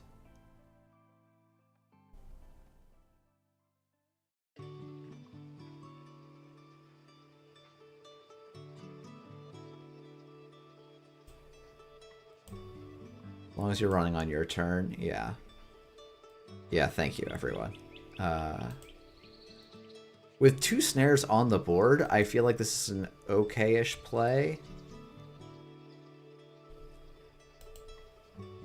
Hedge, House of Knives, Sting.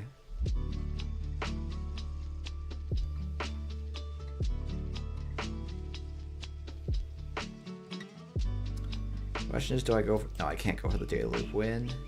Biobands is very good, actually. So I think what I do is I run R&D. Like, there's a world where I lose because there's exactly the right stuff in archives. Let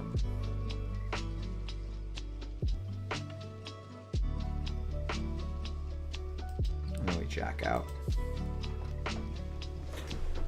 Yeah, exactly. Biobands is perfect for... It's either for archives or it's for R&D, and I'm not sure exactly which it is. Because, like, they're investing a lot in protecting archives right now. Which could mean it has a Fuji in it, or it might not have a Fuji in it, right?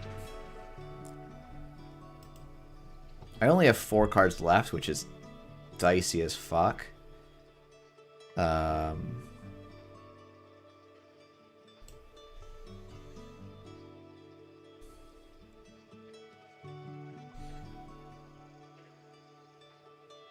Oh, this Biobands on R&D though is sick.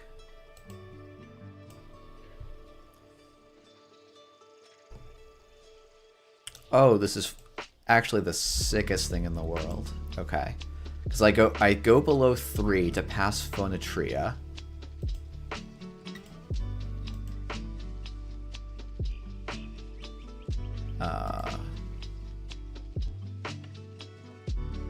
Oh, that's actually a good point as well.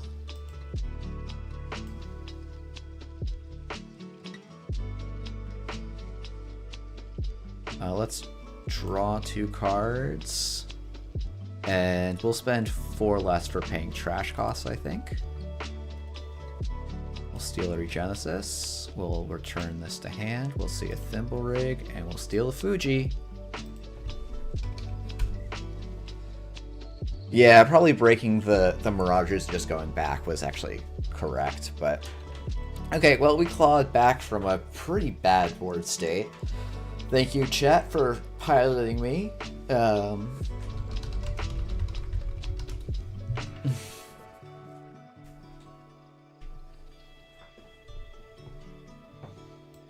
That was looking kind of grim, though.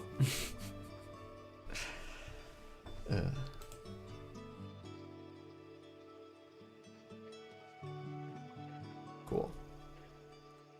We'll do one more of these. I'm having a good time.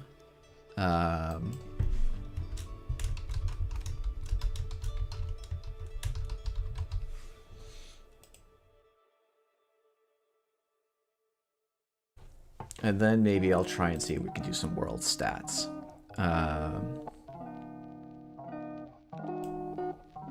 Because I saw someone doing something Lost Geek doing some cool stuff with trying to break down archetypes, but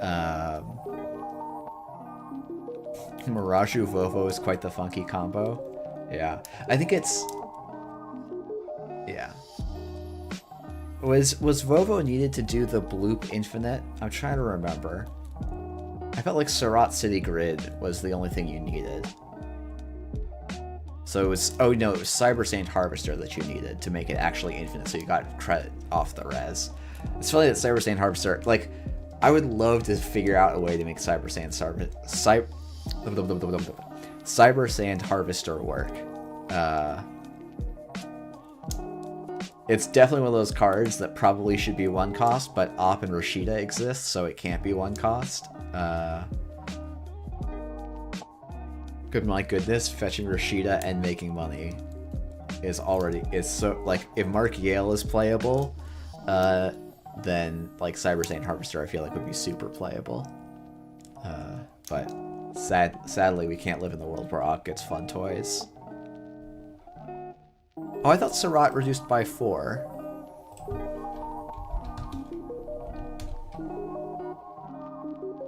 Okay, so you need Surat, you need Vovo. Wait, but it's not Surat. It's isn't it Amazon Industrial Zone that you use?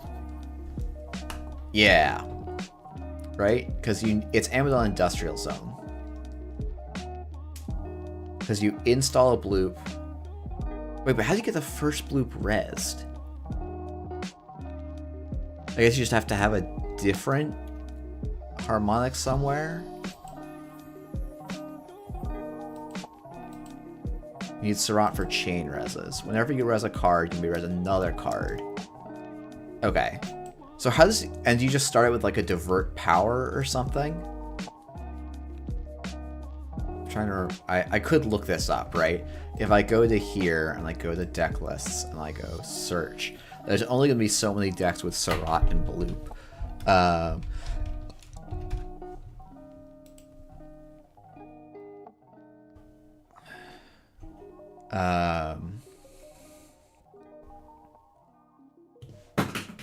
Have one of the harmonics somewhere.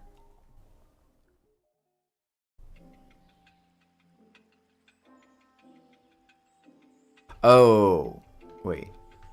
Does Surat let you res anywhere? Whenever you res another card, so you res Vovo, resing a... Okay, you res another harmonic, then you res a bloop, and then you do. Got it. Okay. Yes. 3 Blind Sharks. GLHF. This is a banger of a hand, I think. Gamble, bankroll, run. Favor seems good. This deck is also super fragile to half run, which a lot of the other good Crim decks in the meta have come up with ways to be resilient as half run off.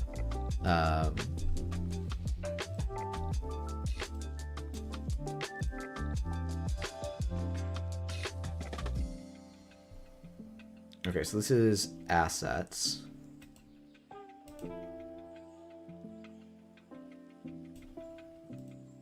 I'm gonna hold off on the daily casts.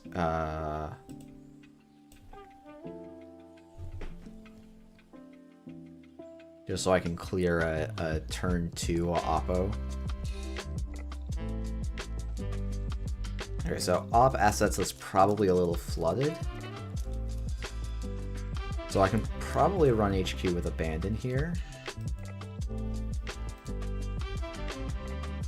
I want to get an Amakua down, I think.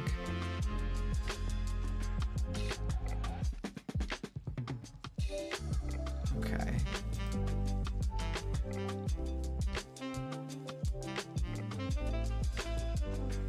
Let's rip.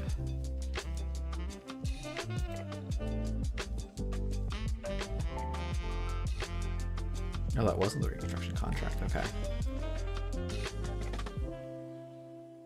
Kurapira. So, this being message... I do still kind of want to just like install Capoeira and go, but... There's not actually a reason to install anything that can get trashed. I don't need to be putting a lot of pressure on HQ here. Well, but now it feels good to do so.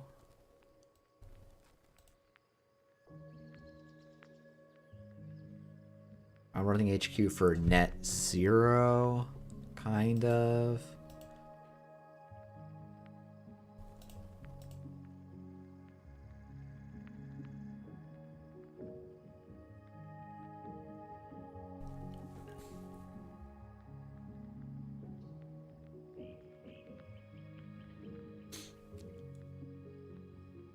We've actually got a good head of bankroll steam already going.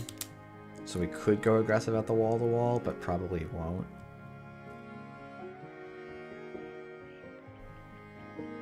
It's actually where the bankroll I think feels okay.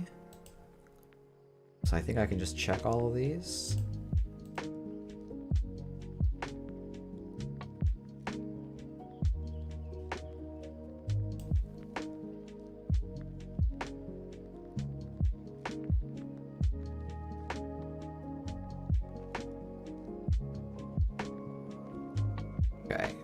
I'll be okay into an Oppo research here, so we can put down the Paladin to get some long-term value.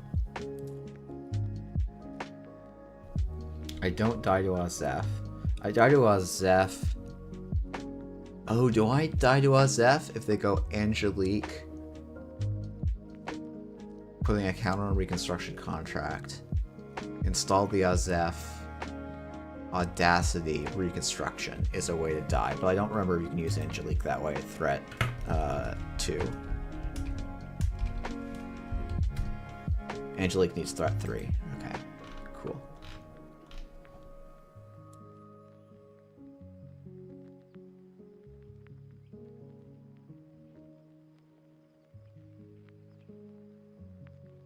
So that's the Reconstruction Contract. And this is going to be something new. So I think I want to run HQ here. I could laundry HQ to really make it tempting.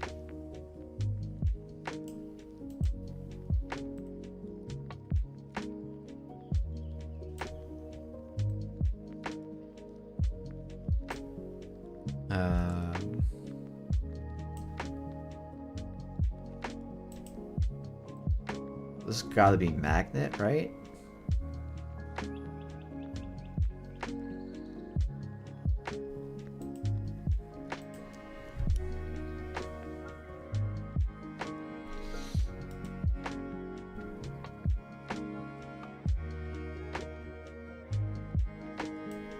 Okay, can I win this game without my barrier breaker? Absolutely.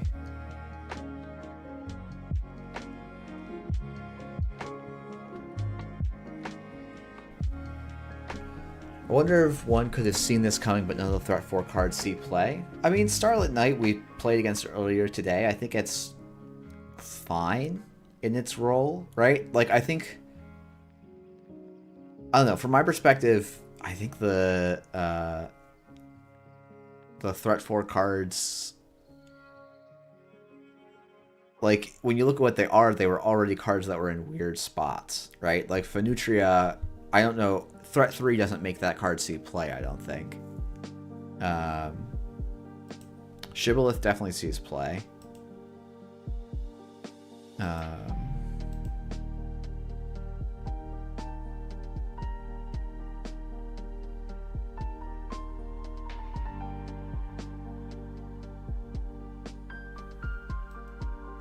Oh, you're right. Phanutria isn't a threat card. I'm thinking of the HB one, right? I'm thinking of Jagaranti. Yeah, I think if there are fewer 5/3s, then I think threat 4 is more achievable, right? Okay, so I think I actually want to go Boomerang through the Stavka rather than spend a pinhole here because I can afford to. Boomerang's going to come down for free. Bravado takes me to -3, and then Urban Renewal trashes for 3, and then I end up at 7. I think that's okay. So we're going to go draw Boomerang. Oh. Then we're going to... Yeah, Jaguarandi's problem is fitting in. Starlit Knight, I think, is just waiting for a slightly different meta. Maybe I'm wrong about that. I've been wrong about that before.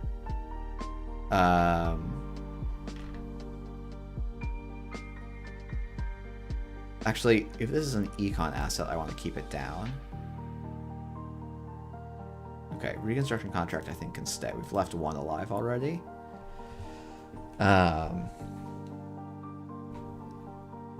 there's not that many Threat 4 cards, are there? It's like Starlit Knight and...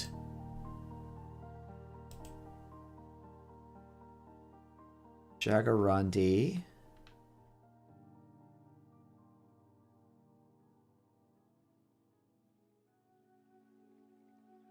What's the other threat? Are there other Threat 4s I'm not thinking of?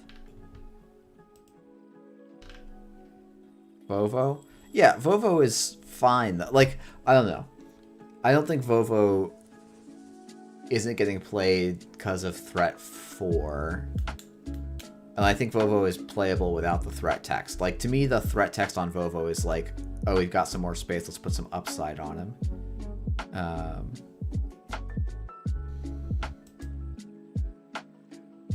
Maybe I'm wrong about that.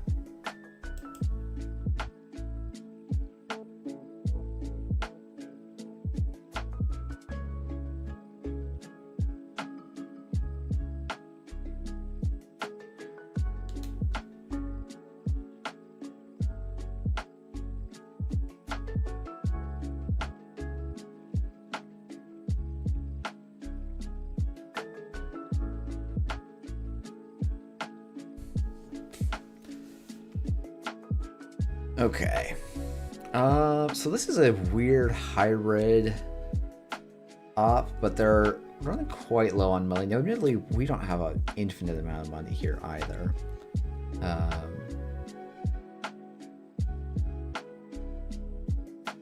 Yeah, I mean, Threat 4 on an economic ability like Vovo is also always going to be really conservative and not what the card can be built around, I think.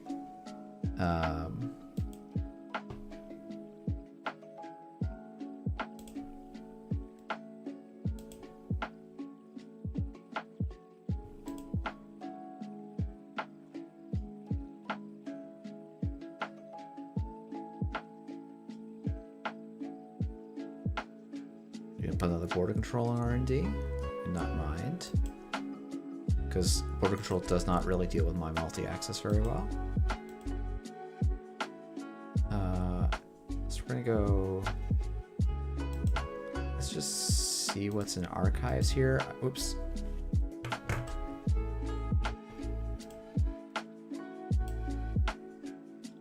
And we'll throw down the cast. Probably Earthrise is important here too, but.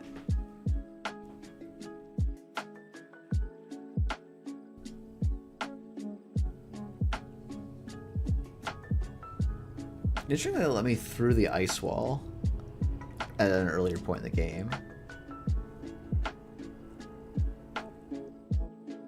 It's very interesting.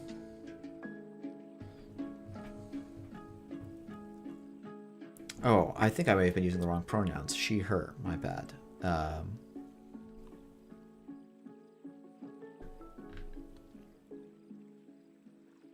Okay, so this is Reconstruction Contract by an unknown piece of ice.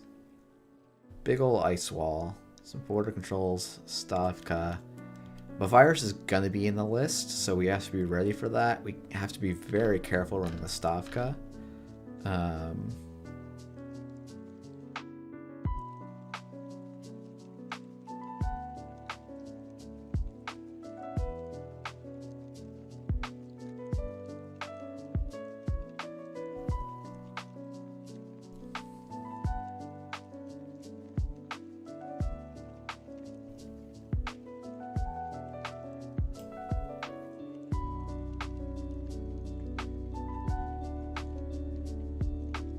because that's probably actually also sandstone.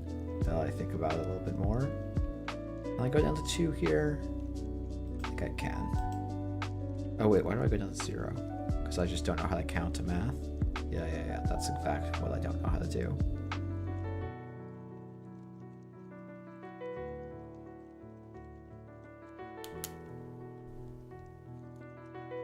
Don't know why I thought 4 minus 4 was 2, but so it goes.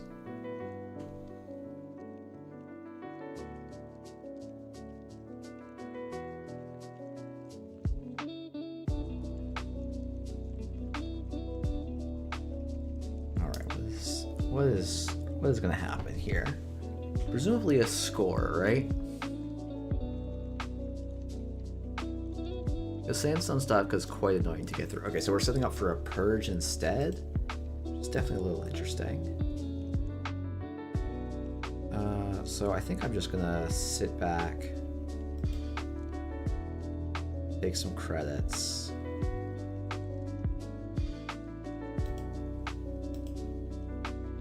I might go for the credit neutral one.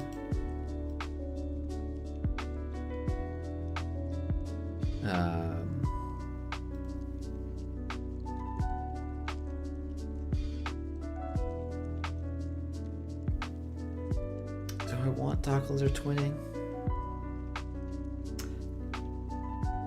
I could think about Docklands next turn.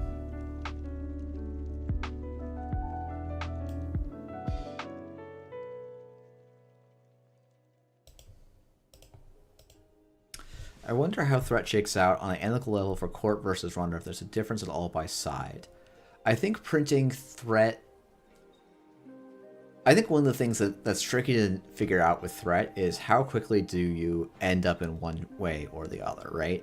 Like, threat 3 feels like it's online really quickly right now because everyone's running 5-3s, so it, like, in half the games it's on your... Like, threat 3 is like turn 4 to turn 10, so it's 2/3 of the game or whatever. Whereas threat 4 can often be the last 2 to 3 turns of the game.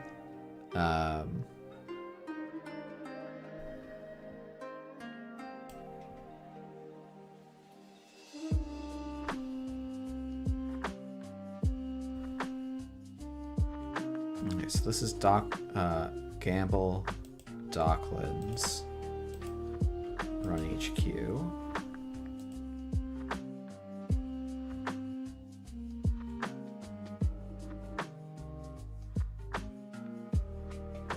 My opponent could actually pop the border control for the Movirus here.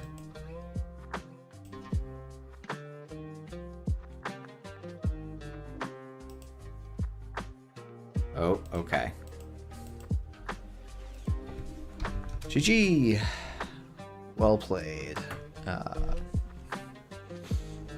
Yeah, this is interesting. I guess this is probably a little bit more of the I'm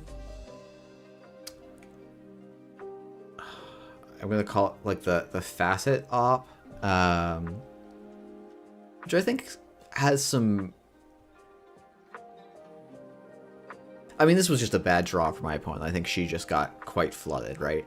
26 cards and there's 13 agendas out, so it's like a whole 3 points above average, and they were quite economically crunched in the early part of the game, which is pretty tough for them. But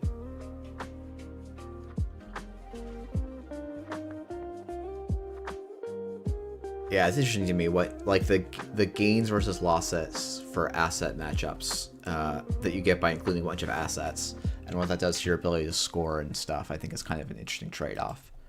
I think when runner economies are really good, the hybrid strategy I actually think is a little bit worse because people are prepared for assets. But you know what? Let's play some Facet Ob just to see how it feels. And I can flail about it with a corp deck that I don't understand.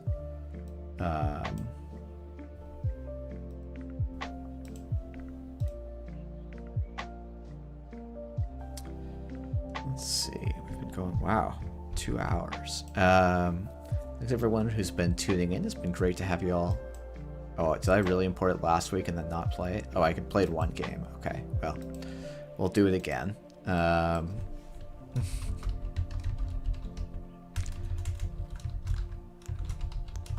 would like to get back to making YouTube videos, but it turns out that time is really finite, and there's a lot of stuff that has to kind of get done right now. But Facet Off feels very smooth to play, or at least did until people went with Infinite Imp. Yeah, I've looked at the write-up. I definitely fumbled with it a bit last week. I have some like fundamental concerns with this, but that's fine. I love hybrid strats. I think hybrid strats have some real challenges right now. I'm also not shocked that y'all landed with an infinite imp strategy if you thought that this was one of the corp decks to test against. Like, I think that makes a lot of sense, and I think it's always interesting how testing groups like always end up with these situations where they play against they make decks that make for good matchups on both sides, as like the kind of like it's not intentional, but it's kind of a natural consequence of how people play, and like so many games of the fun matchups get practiced.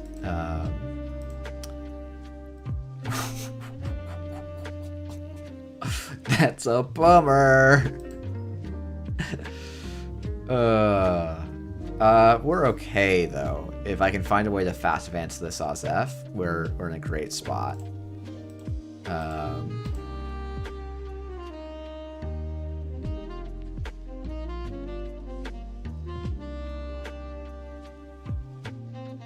Okay, we're gonna go new remote.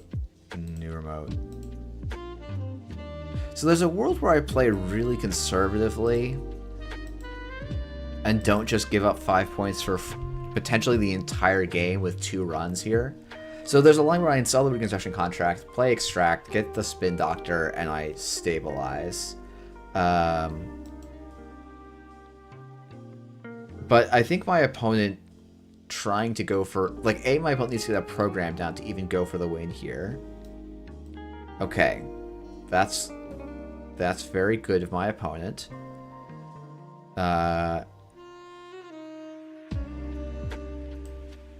So what we are gonna do that line just because I no longer have an alternate line.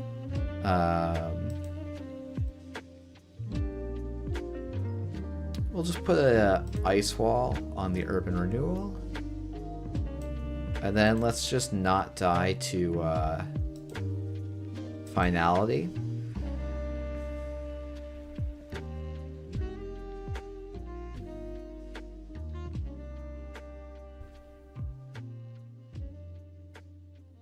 There's no 2-coster that I can fetch with my virus to then go and get a reconstruction contract at paid ability speed, right? Yeah, this is one of my... This deck has the perennial 2-cost problem, and it solves it by just saying, what if we don't run any 2 costs and just hope that we never want to pop a... Like, we'll just run Maryland as our 2-coster of choice. Which I find a little suspect, but... we'll put a Rashida in server 2. Lamb, Sure Gamble, Ghost Tongue, and Finality. Don't mind those hits. I guess I kind of want the agendas that are in my archives in my deck, or like in my hand right now, but so it goes. Oh my goodness, that freaking warning.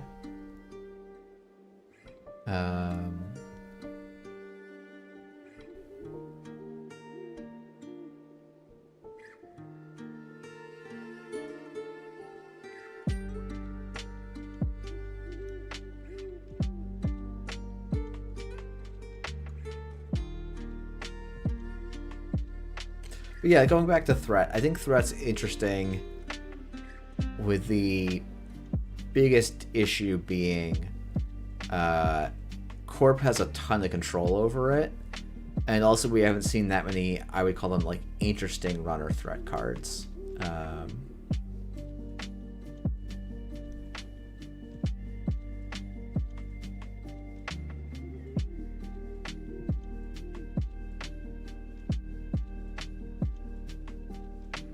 Because I have so much draw coming in, I kind of want to keep stuff safe.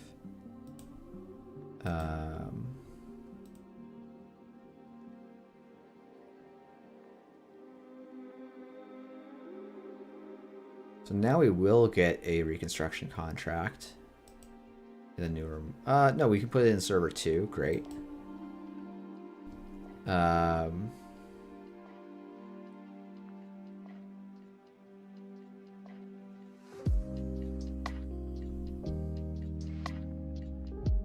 Oh, this poses some problems. Oh no, it doesn't actually pose any problems. That's hilarious.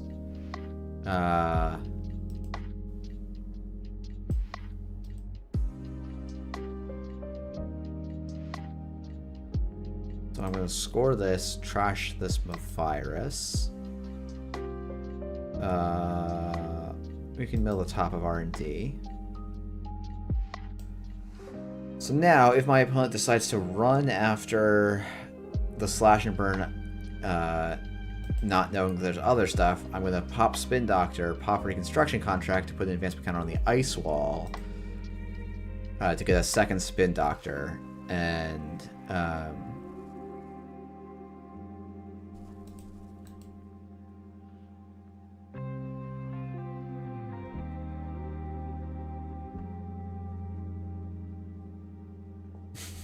I have to immediately pop that Spin Doctor with a Light the Fire down.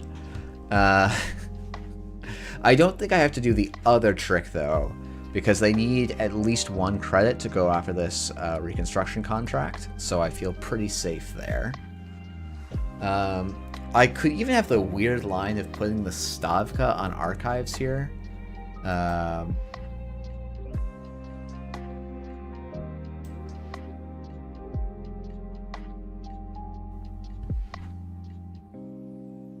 Oof, and they got an Atlas, too. Okay, so...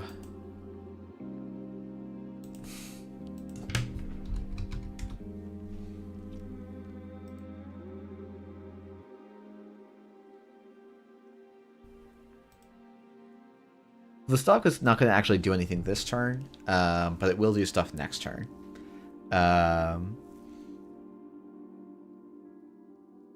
Yeah, it's interesting. Threat 4, like, you really have to,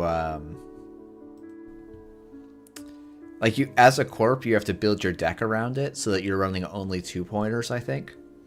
And I think the challenge is there's just not quite enough good 2-pointers.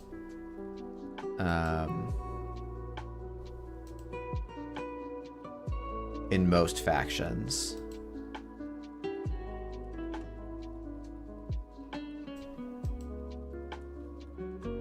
I was like, oh, I don't have to do this, and I was like, oh wait, no, they win the game if this resolves. So I can't really let them win the game. Let's see. Okay, so we're gonna go wage workers, Reza wage. Put Rashida behind the new remote and a Svitagor behind server 2. And a Sandstone on HQ.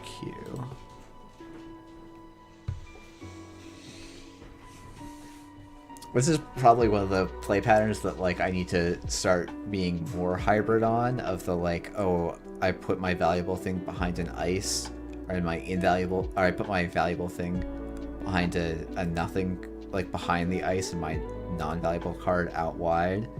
Or at least I'm gonna have to vary it up against in tournaments, because now everyone who watches my stream will know this habit of mine. But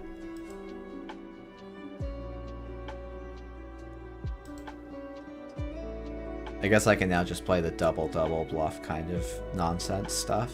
I just say I'm doing it and then not. Because breaking play patterns is so hard. Yep, that's the sequencing you want to do there.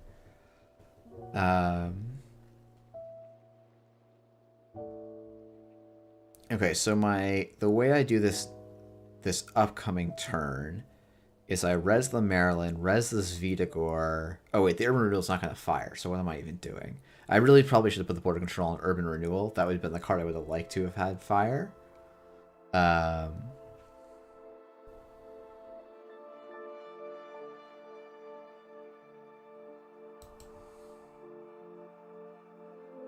Buffalo Mill is less than ideal, I'm gonna be honest. Definitely less than ideal.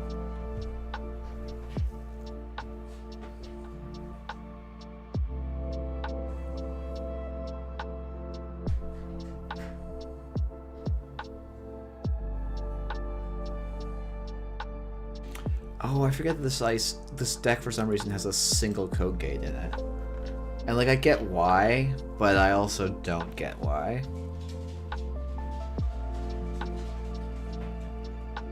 Because if I res all... Actually, no. The Sandstone basically does enough. Oh, no, it doesn't do enough on its own. It's very close. Oh, I know. It doesn't even get me that close to doing it on its own. Whoops, this was a mistake.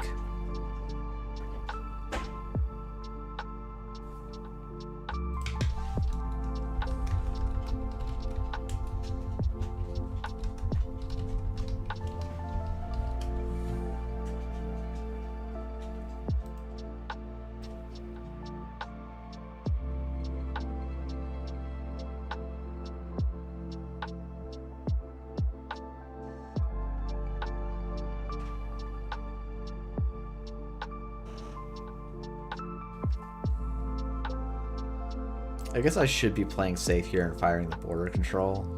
Or like saying... Oh.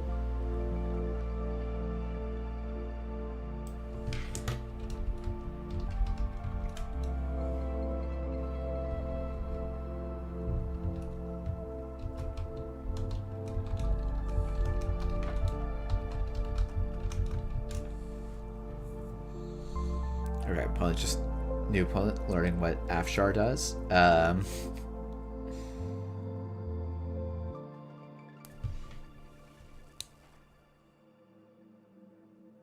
Okie dokie.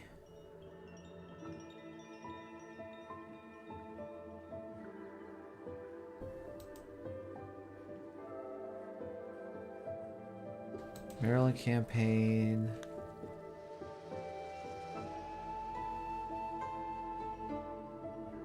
Do I want the second Maryland campaign? I think I do.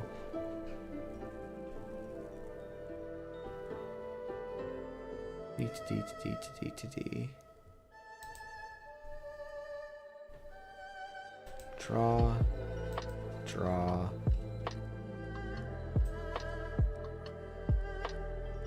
Install. Is there a line where I can get the Audacity slash and burn? I would need like an extra click somewhere. I need the reconstruction contract, right?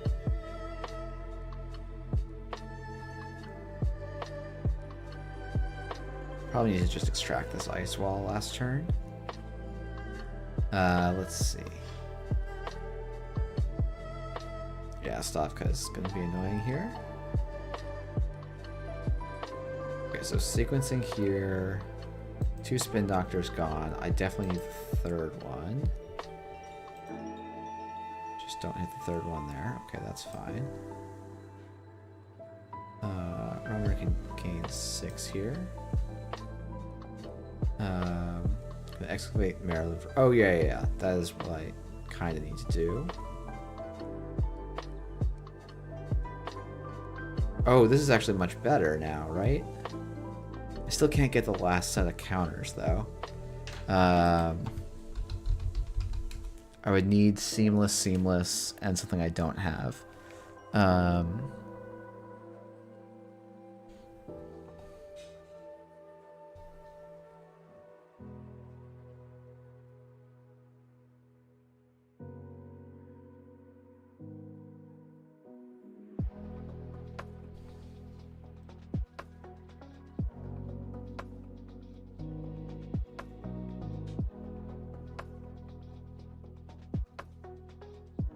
Alright, opponent's going to take 2 net.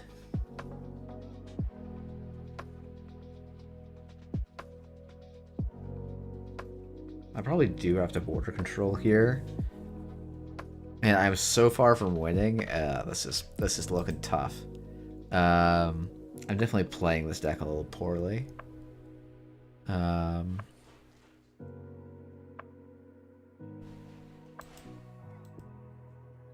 Actually, more than a little poorly, to be honest.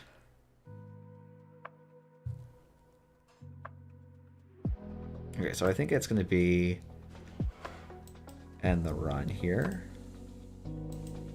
We res wall to wall. So we just sequence this carefully. So we're going to go wall to wall. Let's gain a credit, I guess. Then we're going to extract the wall, or the Sweetacor, to get a Spin Doctor. Oh my freaking goodness. Okay, so now we're going to go Ozef and a new remote. Slash and burn.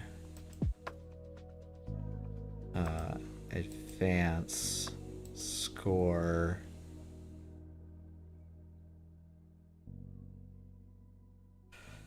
Kind of want to keep the ice wall, I think.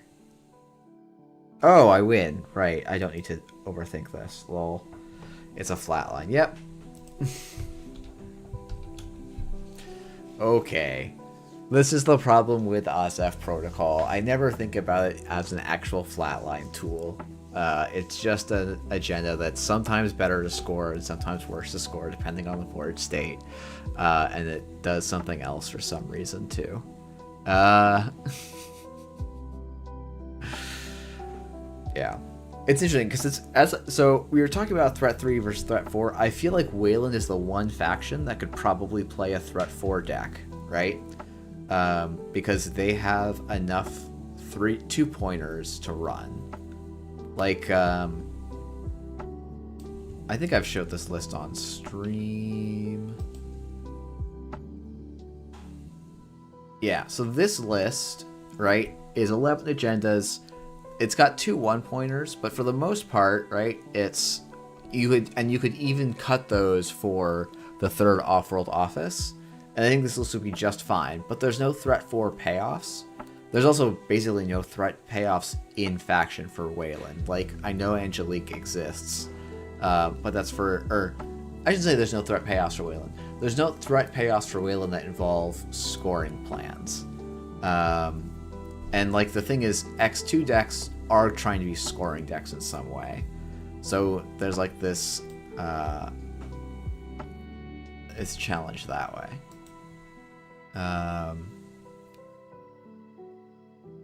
But yeah, I don't know. I hope we see some exciting threat 4. I hope we see more exciting threat stuff in set 2. I think threat's a really cool mechanic. I think it's actually worked out the way you would kind of hope it would, where you can be like, okay, I'm not going to get blown out by Oppo turn 1. I'm not going to get blown out by turn 2 or turn 3. And I think if NSG ever shifts towards a world with fewer 5/3s, I think other threat values become really interesting as well. Ablative is threat 3, right? Yeah. Yeah, like this would be it's like, oh yeah, threat 2, 3, and 4 would mean such different things for this card. And I think one of the reasons this may be less good than we thought during initial predictions is just it's hard to run an HB where it doesn't turn online till the game's almost done in a lot of cases. But it still sees play and it's still a solid card. It's just not like an ace card that maybe we thought it was in the rankings. Actually, hold on. I'm gonna do a little bit of indulging. I want to see what our final rankings look like real quick. What is this? The automata. Nope, that's not what it's called. Oh no. Ah, there we are. Whew. Saved for my dyslexia. Initiative tier list. Okay, yeah, so we have to go to my channel. Oh no, ads. Oh my goodness. Let's see, can I skip? Thank you. Okay. Final closing thoughts. Final closing thoughts. Okay. So I'm gonna do a very quick once over. Oh, should I just hold on? Let me do the fun. Yeep. Okay. How do I feel about this? Treeline is definitely underperformed. Atea, much worse than we thought. Pivot has been surprisingly weak.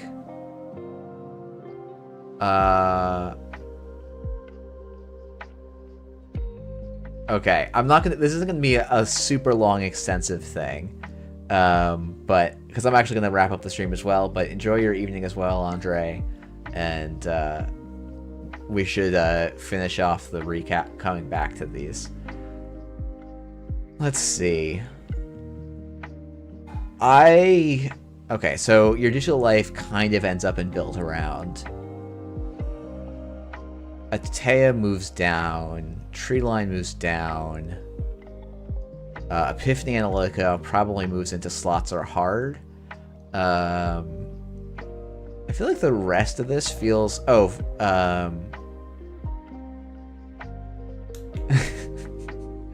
I have yet to lose to a B... Actually, that's not true. I have lost to one B1001 deck. It did not use B1001 in that matchup. It just outplayed me. Benutria drops way down, as does Jagarundi.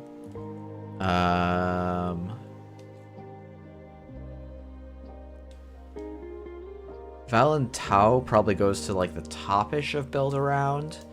Atini drops to... I think it stays in build around. It just doesn't go very high. Because Jinteki Glacier is just still not any good.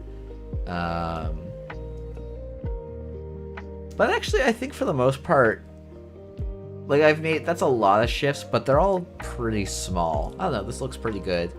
Let's see if we can hop to this one real quick. Final thoughts. Okay. Hermes probably has to go up to auto-include. I think Sassi can drop down. I don't think there's been any ban me pleases. I think Strike Fund I get to feel a little vindicated about. I think it gets to move up into auto include in Anarch. Maybe not auto include, but it's in a lot. It's gonna be a build around. Maybe is the correct thing. Lago Shelter definitely has to move up into build around, though I think Andre's going to argue it successfully into slots are hard because, well, if you just played an Earthrise instead, would it draw the same amount of cards? Yes. UAV is an auto, it's the whole deck. So I think the idea behind, like, Hermes is a true auto. UAV is, like, it's not, it depends on what you define as auto, right? It's like, oh, is the entire Shaper faction just Arasana? If so, then yeah, UAV belongs as an auto-include. But I think we saw enough of the... we saw enough, like, Reg Lat do quite well that I think it's pretty likely that there's going to be Shaper lists for a long time that don't include any copies of UAV, right? Lilypad, I think I feel vindicated to have won the console war, and people are no longer playing non-Lilypad consoles in Arasana. Though I think it's mostly because people who are playing non-Lilypad consoles in Arasana have just moved on to other decks, which is fine. Solidarity Badge, Slap Vandal, Pisha Sao, yep. Fire Bands, yep. Yeah, I mean, Runner Side to me looks basically perfect. I think, like, Mercury Banner is just being a little bit underplayed right now, in that you can do better stuff in Crim, but it's fine.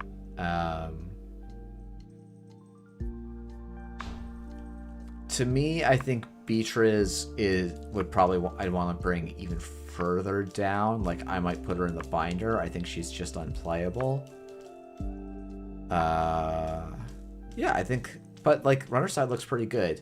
There's I've seen some fun Ken Debbie decks that kind of do the same thing as that